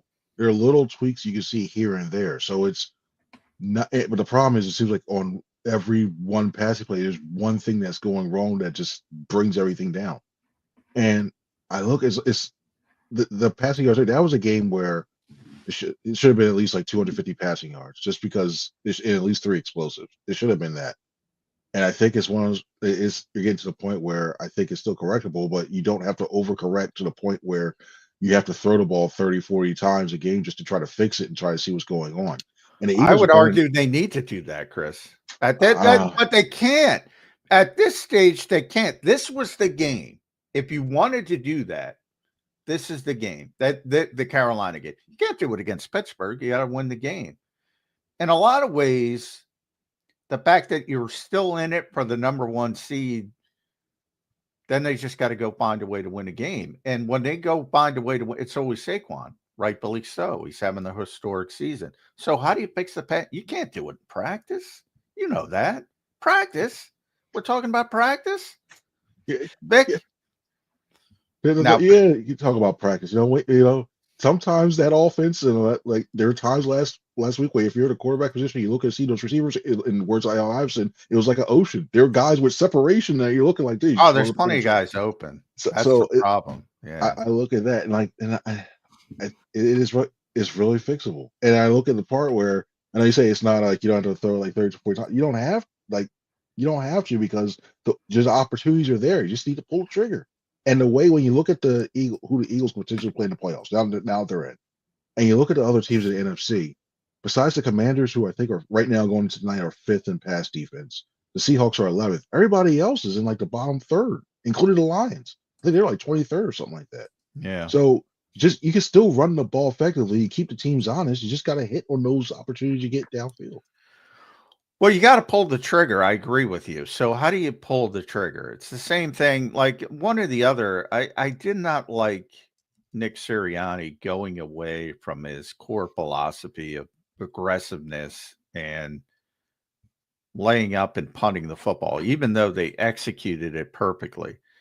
In years past, as you know, Chris, 54-yard field goal, whatever it would have been, that's a no-brainer. You send Jake out there, kick it, game's over. But he's lost confidence in Jake, rightfully so. I'm not even arguing that point. But how do you get Jake Elliott out of that funk if you're not going to let him make one? And maybe that gets him going. Same thing with the quarterback.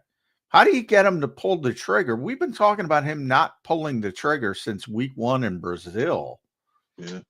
And he was still making plays then. There are a lot more mistakes. So part of it is they've honed in on not turning the football over. I think he's being ultra conservative. Do you think that's a part of it? I agree with the conservative part. I really do. And I think it's almost like I think he feels more comfortable when you throw the deep shot because it's almost like a punt. And if you go 30, 40, 50 yards and it's intercepted, okay, it's just punting and you lose a couple downs in terms of that. But if you throw the intercept, throw it across the middle and it gets picked off, or you anticipate it gets picked off, all of a sudden you got the pick 6. So I think it's more of that inside of there. It's what you just gotta let him go. It's what I think it would be better to let him go earlier on in the season and just let him throw those things. And then I know he got the criticism if you threw the pick, okay, which he did, he turned the ball over. Like, wow, he turned the ball over again, stuff like that. But You need to get a good feel of this offense and to really let it trust it and trust his instincts. And I think we've seen he's got instincts when he needs to. It's like something like when it's like the last 4 minutes of the game, either they're up or down, then it goes like, okay, let me just trust it, wings it, and he's fine when it comes to that. I don't know what happens in between. They're a much better offense when they're playing with tempo. Again, yesterday, the first drive where they scored, tempo. It's all instinct because you don't have to think about, okay, well, I need to get this in time. It's just okay, 1, 2, 3, first read, second read, boom, go, and he does well with that. Yeah, Chris, Jalen Hurts had a comment after the game that I don't know how to feel about it. I want to get your take on it. The full quote was, "I play my role in how we execute, but ultimately it's about the position we put ourselves in. But it's not my choice." Now, I look at this team and I'm like, boy, this quarterback got everything he needs around him. In a way, I guess some could read that as he's escaping some accountability there, maybe pointing the finger at coaches or anything else. How did you take that comment by Jalen Hurts after the game? Yeah, I think earlier he also said he was bad too. Here's another thing like we were bad, I was bad as well too. So I don't think he's skirting accountability. And in terms of that, I look at it as more of like, what the heck are you like? What the heck are we doing? It's not all on Jalen. It is not all on Jalen. It's not all on Nick. It's not all on Kellen. They're all right now with this passing thing. It all stays. It's not only offensive line. The Panthers and those delays, the stunts and those delayed blitzes, they were doing a good job on that. They threw something in. And I know they're throwing teams are, and this is where if you want an indictment on the one part to go into coaching, it's to the point where if you've seen the last few weeks that they're starting to use looks that you're not really scouting, you also anticipate it. When they started with the Commanders, when they said they were running that like 6-1 look or what have you. And then teams are mixing up, doing other things here and there, and as it goes along. You got to be prepared for your base offense, because that feeling out process of, okay, we know we're going to, there's almost a point where like, okay, we know we're going to start slow. What are we going to try to see? Because they're going to throw something we just can't do that. So I think that's part of the things where you're saying like it's not on me too, but I don't think he's skirting responsibility. I think it's one of the things he's doing it too. But that whole, I think every position on in that offense, I don't care if it's whether it's Cam, whether it's Jordan, whether it's everybody, Jalen, what have you, everybody on that offense has some role in that, and why this passing offense is struggling. I don't agree with that.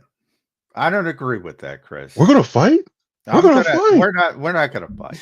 No, not fight. No, but like this is rare. Jordan Mailata took accountability. Give me a break. That offensive line is freaking phenomenal. It is freaking phenomenal. I mean, it's ridiculous how good that offensive line is. And one of the reasons why is they will take blame for everything. Yeah, we'll take it on our shoulders.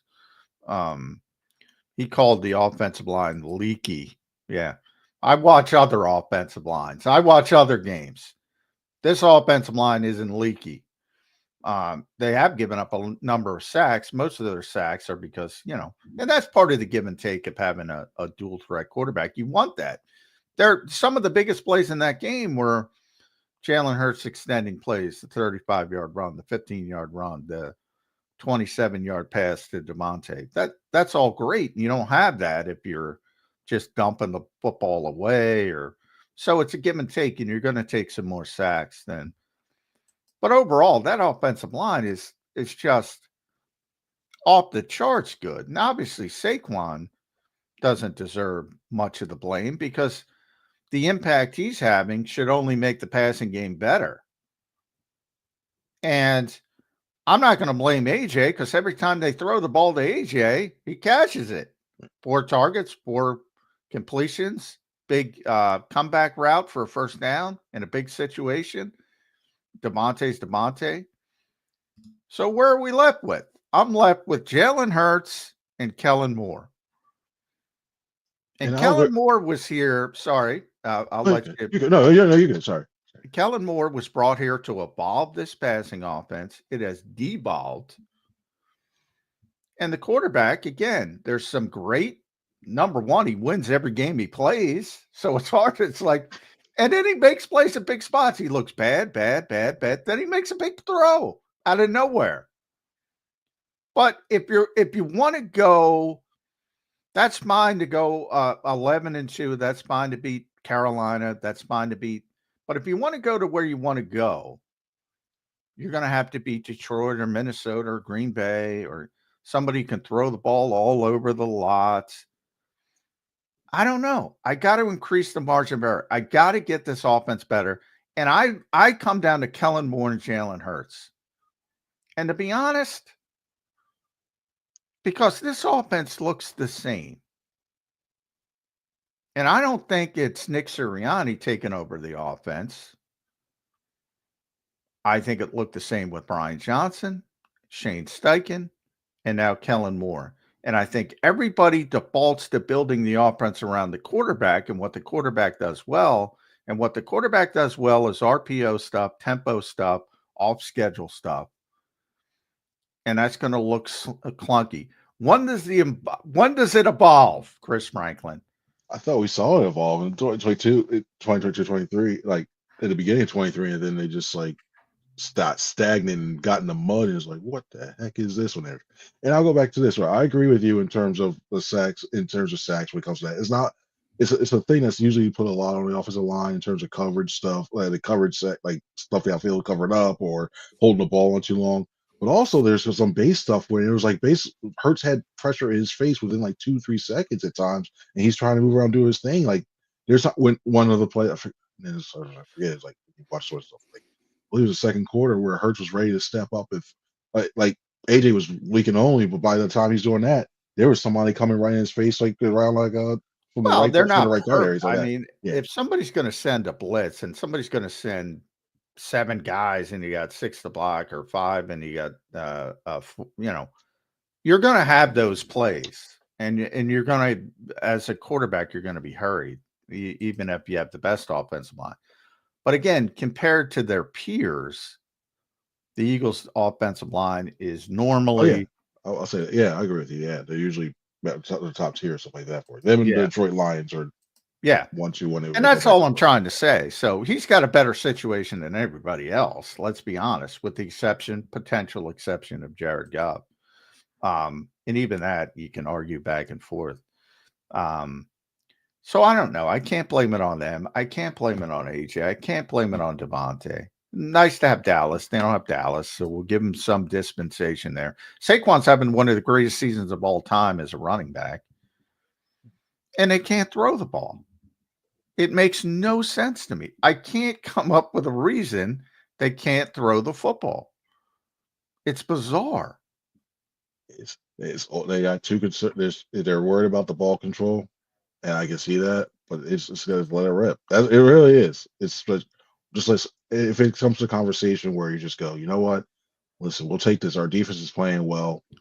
Just try to test it here and there. Just try to force it throw it there for it. They've got our back for most of the year. Why not try that? I think you had to have that conversation with him. He's done like for most of his career, he's done really well protecting the ball. In terms of you don't see him among the leaders now, in terms of interceptions and stuff like that. I think he's played well enough to like, you know what, try to force it in there a couple times, just to that one too, especially in the back end of this one here too, because it's for a closer. They're going to clinch the division.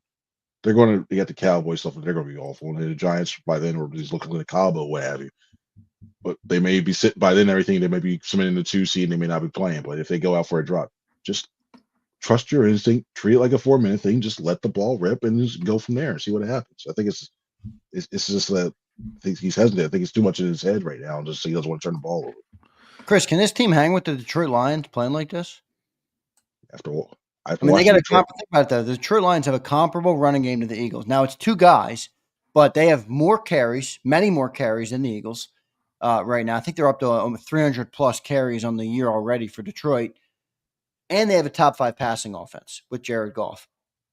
The Eagles have the best running offense in the NFL and a passing offense that's down with the likes of the Patriots, the Giants, and the Panthers in the NFL. Bottom 5 in the league right now. Can this team keep up with the best teams in the NFC playing like this? I think they've shown they have. Like I think they can do it as well too. I think the only thing with the Lions you worry about is if they get off to slow starts, and that's even with the running game we're having. If they get off to slow starts, they go up to that fast track in Detroit. Detroit hangs 14 on you. The good thing for the Eagles, if it happens to that, is that Detroit's defense is still not. Even though they're pulling guys off the street left or right, like, hey, walking out for Aaron Glenn calls one of us and they go, okay, go inside the office. Like, oh, I'm like a Madden 85 all of a sudden. Okay, I'm ready to go, like something like that. But I think all of a sudden, I still think they can still hang with them. That's what they think. You still have explosive players who can turn the game around within like one play. Like their guys could create explosive plays. So yeah, they can hang with them. It's you just don't want to be in that position where you're waiting. If you need to wait till it's like the fourth quarter, and it's the 10 minutes left, and you're down by like 10-14. That's where you start to like, okay, yeah, that 4 minute off. Like if it was 4 minutes left and the Eagles have the ball, I feel more comfortable in that situation. I always feel comfortable. If the Eagles can get in that position, I feel very comfortable with the 4 minute offense. Or even trailing or ahead. It's just 4 minutes. I feel more comfortable then than like, all right, we're in the second quarter here. This is where the game can shift a little bit, or they get the you know what my game plan would be against Detroit? Just throw it deep and get the PIs on Terry and Arnold. Terry Arnold, yep. Not a bad move there, Johnny. It's like PIs. It's like the water boy on the onside kick, where you might finish the blank. Terry and Arnold. Take the PIs. I want to go back to that quote that Zander gave you about Jalen and give you my take on it. And that's it. You know, I played my role in how we execute, but ultimately it's about what position we put ourselves in. That's not my choice. I think he's talking about, and I wasn't there because I had to bail for our post-game show. I think you were there. So I didn't get a feel for it in the moment. But I think that was a nod towards how conservative they're playing. Is that how you took it? That's where I went after I saw it. I think it's pointing to everybody. I know it's saying that much too. Like it's not I play my role, what have you. I think he's playing his role that way. He's not executing. Like he's told. I think he's told that, hey, what's the ball? Get the ball out. We're just play action, run these RPOs and all that stuff like that for it. He's just not hitting. And well, like I'll give you an example. The first play of the game was everybody said AJ's wide open. Fran Duffy did a good job breaking that down. It was actually a three level concept. It was designed to get the ball to Devontae intermediate. And Horn kind of saw it and took it away. And by that point, he was already off it to the check down when AJ kind of broke open because JC Horn saw what was coming, the intermediate route, and bailed off AJ a little bit. And that looked to everybody like AJ was wide open. So I thought it was more, and I'm defending Jalen there because I get why he checked it down. But, I think he's taught that. All right, it's not there. Forget about the deep route. Just check it down. In other words, that's kind of taken out of his view. It's instead of a 3-person read, it becomes a 2-person read. And maybe that's too conservative. See, I look at that and it's like, you know what? Yeah. Like, because the one criticism we heard before coming in, Kellen Moore likes to run pitches, curls, whatever, blah, blah, blah, blah, and doing that. It's one of those things where I think they're harping on, and especially if he's doing a shakedown, which is rare because I can't believe we're talking about Jalen Hurts throwing to a check down. I know. They beat it out of him. Maybe maybe that's not good. Maybe that's not good. Be careful what you wish for. Like some of the checkdowns, to Saquon, I love because it's, he's going to make somebody miss and all of a sudden a bullshit little 3-yard pass turns into a 40-yard pass. So sometimes it's good. Look, it's not easy to play quarterback in the NFL, but still, we're talking about 118 yards one week and 108 yards the next week in the modern NFL. Yeah. Well, and the weird part is we hear all that locker room music and they have the 70s music going on. I feel like we're back there. Times just another period things of that. But yeah, I know it's rough. I hear you in terms of that. I think it's one of those things like, and also, I don't know if it's to the core where the basis of Kellen's office is the West Coast, where everything's like, okay, take let the guys get the yards after the catch. I want Jalen to stay on his reads a little bit more and trust it, not like either it's like not a happy medium. It's not a good middle ground when it comes to him deciding when to throw the ball, where to throw. It's right now. It's in these last 2 games, especially. It's either 1-2, okay, I need to get this out, and then he checks off, or 1-2, I really don't see open, and he just runs and scrambles. You're like, okay, you can just trust it. I don't know how you work that out for him, and I don't know how you work that out quickly. I don't know if you're not going to find him, like, oh, because then that's going to make him mad. You're not going to yell at him or anything like that, because that just sends an adverse message, and to me, it compounds what's going on. That he just needs to. I don't know what the answer is. I wish I knew. I just want to think, like, I wish I knew what the answer is. Like, hey, just trust what you have, man. Just wing it. Just trust. Yeah, you got talent. It's certainly not the issue there. Chris, another problem that I think has been lingering all year, but has now reached another big head is Jake Elliott. He missed another 50-plus yard yesterday, and then as John pointed out earlier on the show, Nick Sirianni actually changed his entire philosophy at the end of the game yesterday to punt the ball because he lost trust in Jake Elliott. When you get into the playoffs, I think that's going to matter a lot more than it does right now. You need a kicker who can make from 50 yards. You need a kicker you can trust. You need a kicker you can rely on. How big of a problem has Jake Elliott become for you? I'm really starting to sound like that former Iraqi guy, like defending everything. No, all is right now. I look at that last part where it is basically pointing out. It's like, do you give him the chance to kick the field goal there, and he misses it, and you're at the 50-yard line, or do you want to try to force Bryce Young to move all the way down the field and trust your defense has been playing well? That's the way I looked at it. And I'll just jump in real quick because it was my fault. Nick said the wind. Yeah, by the way, it wasn't windy. I mean, actions speak louder than words. And compared to 2 days ago, that was a nice day. That was horrible. that was a nice day in South Philadelphia.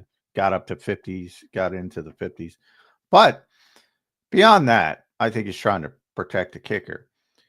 In years past, Jake was 15 of 17 from 22 to 24. No, 21 to 23. 15 of 17. He's 0 for 5 this year, 50 plus.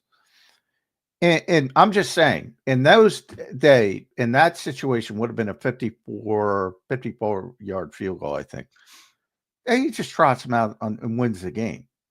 So he's lost trust in Jake Elliott. And it worked out perfectly, by the way. Tremendous punt by Braden Mann. Avonte Maddox was there. Tremendous job on both ends. Avonte caught it like he was the punt returner. Tremendous execution. It's the Carolina Panthers. If Jake Elliott was Jake Elliott from 21, 22, 23, they're kicking that field goal. That's all I'm saying. So is that a chance where you can say, all right, we got to get this guy right. Let's get him right. The only way you're going to get out of your slump is to take some more swings. Let's have him go win the game. And if you don't, yeah, you have some bad field position, but Bryce Young's still got to score a touchdown. And it's the Carolina Panthers. The aggression has been part of this team's DNA. And they became, again, the 1970s music, Chris. I don't like it. Taste of honey boogie. I was listening to AJ Brown stuff. I was like, yeah, but not like if it was the first half, if it was the end of the first half, and they were in that similar situation, yeah, let them kick the field goal. But I think when the game was that close, when they were within 5, you're basically, and if you do this, it's like if you want to say like, okay, yeah, he wanted to change it because he didn't want the thought he would misses in the back of his mind there. Okay, yeah, I'll give you that one. I'll give you that.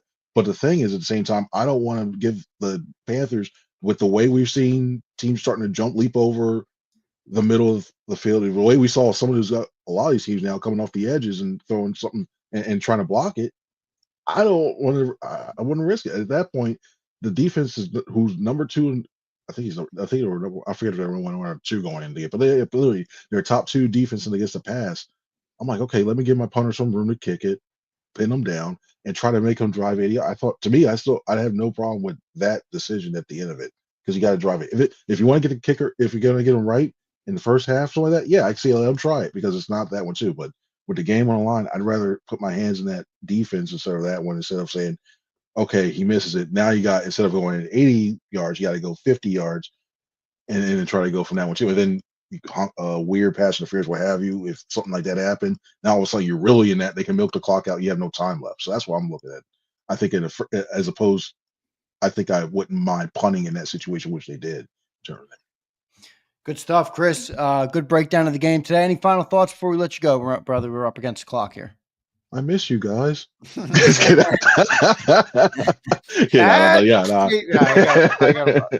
At C. Franklin News, Chris does a tremendous job. NJ.com.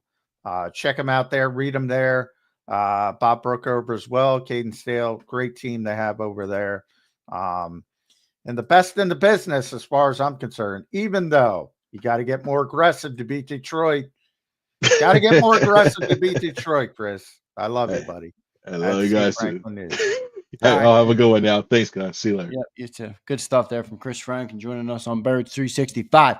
A good show today, Johnny Mac. We got a couple super chats we'll hit on the way out. But before I hit them, just your thoughts. 2-hour show today.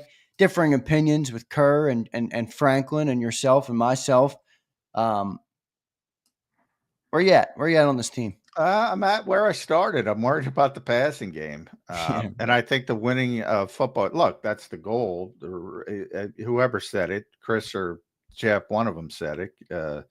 Keep the main thing the main thing. The guy wins games, Jalen Hurts. But again, my goal isn't to beat the Carolina Panthers. My goal with this team is to go as far as possible. And to do that, I think you have to I don't even know why it's a debate amongst the fan base. Some people are coming around, and some people want to defend the quarterback at all costs. And that's fine. Do that, but then blame Kellen Moore or Nick Sir, whoever you want to blame. The passing offense isn't good enough. And it wasn't just A.J. Brown. It was Devontae Smith. It was Jordan Mailata. I didn't get to talk to Lane. I assume Lane said the same thing because Lane's always honest. Jalen Hurts, as I mentioned, everybody. Nick Sirianni, everybody. Nick tried to frame it as positively as possible, but he knows it's not good enough. Everybody knows it's not good enough. So why are we sitting here, again, not all people, saying it is good enough? It's not. It's not even close. Rashid Mixon checks in. Rashid, sorry for missing your supers earlier, brother. I'll get both your super chats here right now. Rashid says, I really think they told Jalen to play a certain way. All of a sudden, he's not taking the deep shot to AJ and he opts for Dotson. His comments exposed that. Well, I mentioned Fran Duffy broke that play down, did a good job, so people should check it out. But, it was designed to go to Devontae, and he was off. He was off to the check before AJ was running. So, what looks obvious on, maybe the TV broadcast is not quite as obvious when you sort of understand where the play was designed. And by the time AJ was breaking free, he had already moved to the check down. So, that's the old adage in football is that, it's never as bad as you think it is. It's never as good as you think it is when things go correctly. That's probably a perfect example of that. But overall, I agree with the assessment. Way too conservative. And maybe that's a reaction to the turnovers early in the season. And if they've beaten that out of them, that's not a good thing. Because sometimes, look, Detroit threw 5 interceptions in the game and won the game because they have confidence to say, you know what, we're going to keep going. We're going to keep moving forward. Sometimes you're going to turn it over in the NFL. You never want to. It's never a good thing. John, it's another highlight on, you said it to me the other week. Is it really a good thing that they're taking everything off the quarterback's plate? And now have we really reached the point where they don't want him to throw so he doesn't turn the ball over? I think that's a very bad thing. If that's the case, I think it's a very bad thing. And I've been saying it for a while about the de-evolution of this offense. I don't get how you have a quarterback and people think that that's okay. The quarterback in the football team is that he touches the ball every fucking play. Yeah. Well, because they're winning. As soon as that first loss comes, and God It might not forbid. come in the season, John, but it'll come in the playoffs, and that's when people will. Well, realize. God forbid if they run the table in the regular season and it comes in the divisional round or even the NFC Championship game, it's going to be ugly. It's going to be ugly. So if you're going to play this way, you better find a way to freaking finish this way and win the whole damn thing and be the Baltimore Ravens with Trent Dilfer. Is it possible? Sure. Everything's possible. But again, the margin of error is so slight. It's so, and you saw it. That's what I said it on the post game. That's what that highlights to me. How small the margin of error is. So true. It really brings it full circle with what we've talked about all year on this show and the way you've explained the margin of error and why the running game is great, but it can't be everything. And it really did come full circle yesterday, and you saw that there. Rashid gave another super earlier. It's a similar comment. Rashid, I appreciate both your super chats, man. He says, sounds like he's being told to play a certain way. He's always looking for the big play. Was making big plays, and now he's not. Why is that? So we kind of just hit on that. Rashid, big thanks, brother. Let's get to a couple more super chats here at the end. Seth Shifley says, if I was his quarterback coach, I would tell him you can either pull the trigger and start playing your contract, or there is a nice Canadian league waiting for your mediocre passing skills. Well, Seth ain't going to say that. Yeah, I don't think you'd be a quarterback coach for that long, Seth. No offense. Seth, you're fired, Seth.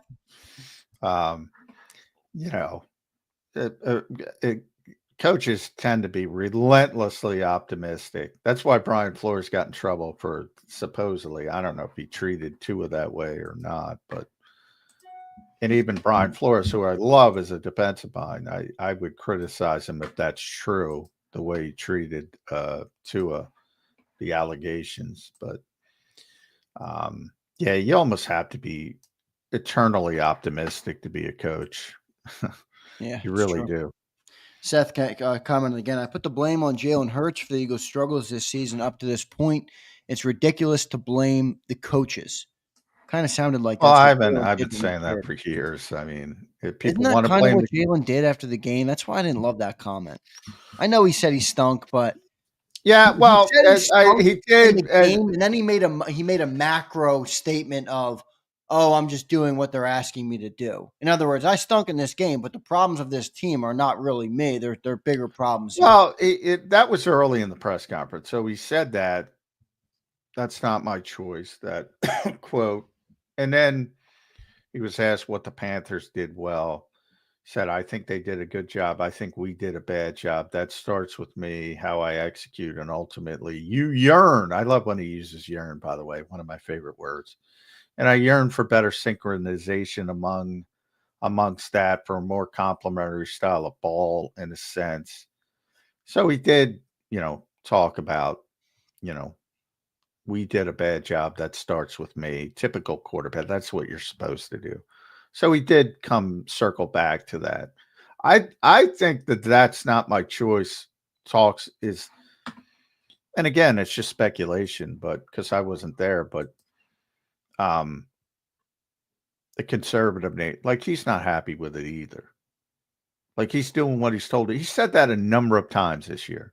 Yeah, but doesn't that insinuate that he believes that none of the passing issues are truly on him? And when you don't, if you can't identify a problem, John, you cannot fix it. Well, I agree with that. Jalen Hurts, who's the quarterback of the team, who's responsible for getting the ball to A.J. Brown and Devontae Smith, if he can't look and say, boy, I have regressed in the passing game. I need to do so. I need to get back to the drawing board. I need to talk to AJ and Devontae. I need to do something to get this right. It's not going to get fixed. Well, I agree with the thought of you can't fix a problem unless you identify it. But I mean, it's not his place to call the plays. It's not 1970 where Terry Bradshaw would call all the plays at the line of scrimmage. He's running what the Eagles are calling. And the Eagles decided their best way to win, and this is where you can blame the coaches or not blame the coaches, is to scale back this offense. You know, because they won every game. They're 9-0. In theory, what they're doing is working. I still don't like it. But it's hard to say, raise my hand if I were working in the building, which I'm not, so I can raise my and say, hey, I don't like this. But I don't like it. And I'm not a part of the organization. I'm not in the building, so I can give my free opinion. Right now, they're way too conservative.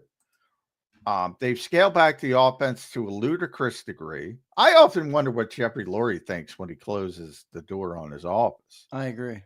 But again, I'm reaching a point where I don't think the coaches, but if it's all coaches, then great. They don't believe in the quarterback. Similar to like we just explained. Well, It's clear they don't believe in Jake Elliott. Oh, they're not throwing the ball. They don't believe in the quarterback. Is that unfair to think? No, I don't think it's unfair at all. In fact, I think it's a good point by you. Actions speak louder than words. And you have scaled back the offense again. I've mentioned that weeks ago. It's not a good thing. You've scaled back the offense again. That is not a good sign. I don't know how many weeks I've been saying that. Yeah. But if you're winning, doesn't matter. It's what Nick's quote, enjoy the win, whatever he said. I forget the exact thing. I can't find Don't it, be a but prisoner of your don't be a prisoner of your expectations. Like he's saying, don't be a prisoner of McMullen's expectations. Yeah, is which is basically fine what to he's say, saying. but Yeah, I don't have any problem with it. Enjoy it. Enjoy the win. You're winning games. You're winning games. You're winning games. You're winning games. And that's where I think Jalen's comment factors in and comes right back at that and says, and let me pull that one up and that'll be the last, we'll close it there because I thought this was the most important quote of Jalen from the day. Some things don't get you until it gets you. So, you could say it's not a problem. You could say it's not a problem. You could say it's not a problem until that problem gets you. And that's where I think the Eagles are heading down. That's the road I think the Eagles are heading down unless they figure out a way how to fix play that this. on the fucking loudspeaker for somebody. Holy shit. 2 more supers. We're way over time. I didn't realize how way over we were. We'll finish up quick. Brian Pumper, appreciate it, bro. He says, we got to face it. Contending teams' defensive coordinators are taking one look at Jalen Hurts and calling him food. I'm sorry, he's the weak link. I don't think he's wrong, though. I mean, look, Brian does I think Brian obviously believes a certain way in a very, very, direct manner, but is he wrong? I mean, if you look at this Eagles offense and the way they're built, what's the weak link right now? It's not the offensive line. It's certainly not AJ Brown. He's not a weak link because, their biggest offensive plays in the game were 35-yard run by Jalen Hurts, 15-yard run on third down. Quick comeback route to AJ Brown for a key conversion on the winning drive. The big off schedule play to Devontae Smith. Jalen Hurts. He's still a good player. He's still making difference-making plays. That's when I talk about the relentlessness. He can play shitty. Then all of a sudden, there's the big play. And back-breaking plays as well. Yeah. For opposing defenses. So I'm not going to take it that far. All right, cool. Brian Pumper says, Nostra Pumper predicted a Jalen stinker, and indeed it was a major stinker performance by number one breed of none. The mental gymnastics being done is spectacular. Holy shit, Pumper. Yeah, I think he takes it a little bit too far, but yeah, there's some issues with the passing game. No doubt about it. There's some issues with the passing game. No doubt. All right, Johnny Mac, your final thoughts on the show before I let you go, man. Yeah, I mean, Eagles clinched the playoffs for a fourth consecutive season. A lot of things had to happen. They all fell the Eagles' way. Maybe that happens. Maybe look at it that way. You know, they needed 4 things to happen to make the playoffs, and they all happened. So maybe it is a special season if you want some positivity. NFC East is next. We'll see if they can push Detroit. Detroit's got to lose 2 games. You know, maybe that Buffalo loss helps because they got to go Detroit. Maybe Buffalo can get them. Maybe Minnesota can get them. So number 1 seed still alive. And if you do get people here, even with that small margin of error, if you do get people, it's more likely to happen in Philadelphia than anywhere else. Good stuff. One more super on the way out. John said, did y'all hear Mike say the Browns beat the Browns, the Pittsburgh Steelers didn't? I did not. I'm assuming you're talking about a Mike Tomlin comment. I'll check that out, John. Appreciate the super chat. Johnny Mac, great show, man. I will catch you tomorrow on Birds 365. Thanks for going a little overtime today, reacting to this little overreaction Monday here. Birds 9th straight, though, and 11-2 now on the year. Good stuff, Johnny Mac. We'll talk to you tomorrow. All right. Thanks, everybody. Thanks, everybody, for checking in. Hit that like button on your way out. Try and get to 200 if we can, and we appreciate each and every one of you. We'll talk to you tomorrow. You've been listening to Birds 365, the destination for the passionate Eagles football fan who bleeds green. If it's Eagles football, we're talking about it. Debate inside the locker room and guests that are some of the greatest football minds from around the region. We hope you enjoyed the show. We know we had a blast. Make sure to like, comment, and subscribe, and we'll be back soon. But in the meantime, hook up with us on social media at JAKIB Sports. See you next time on Birds 365.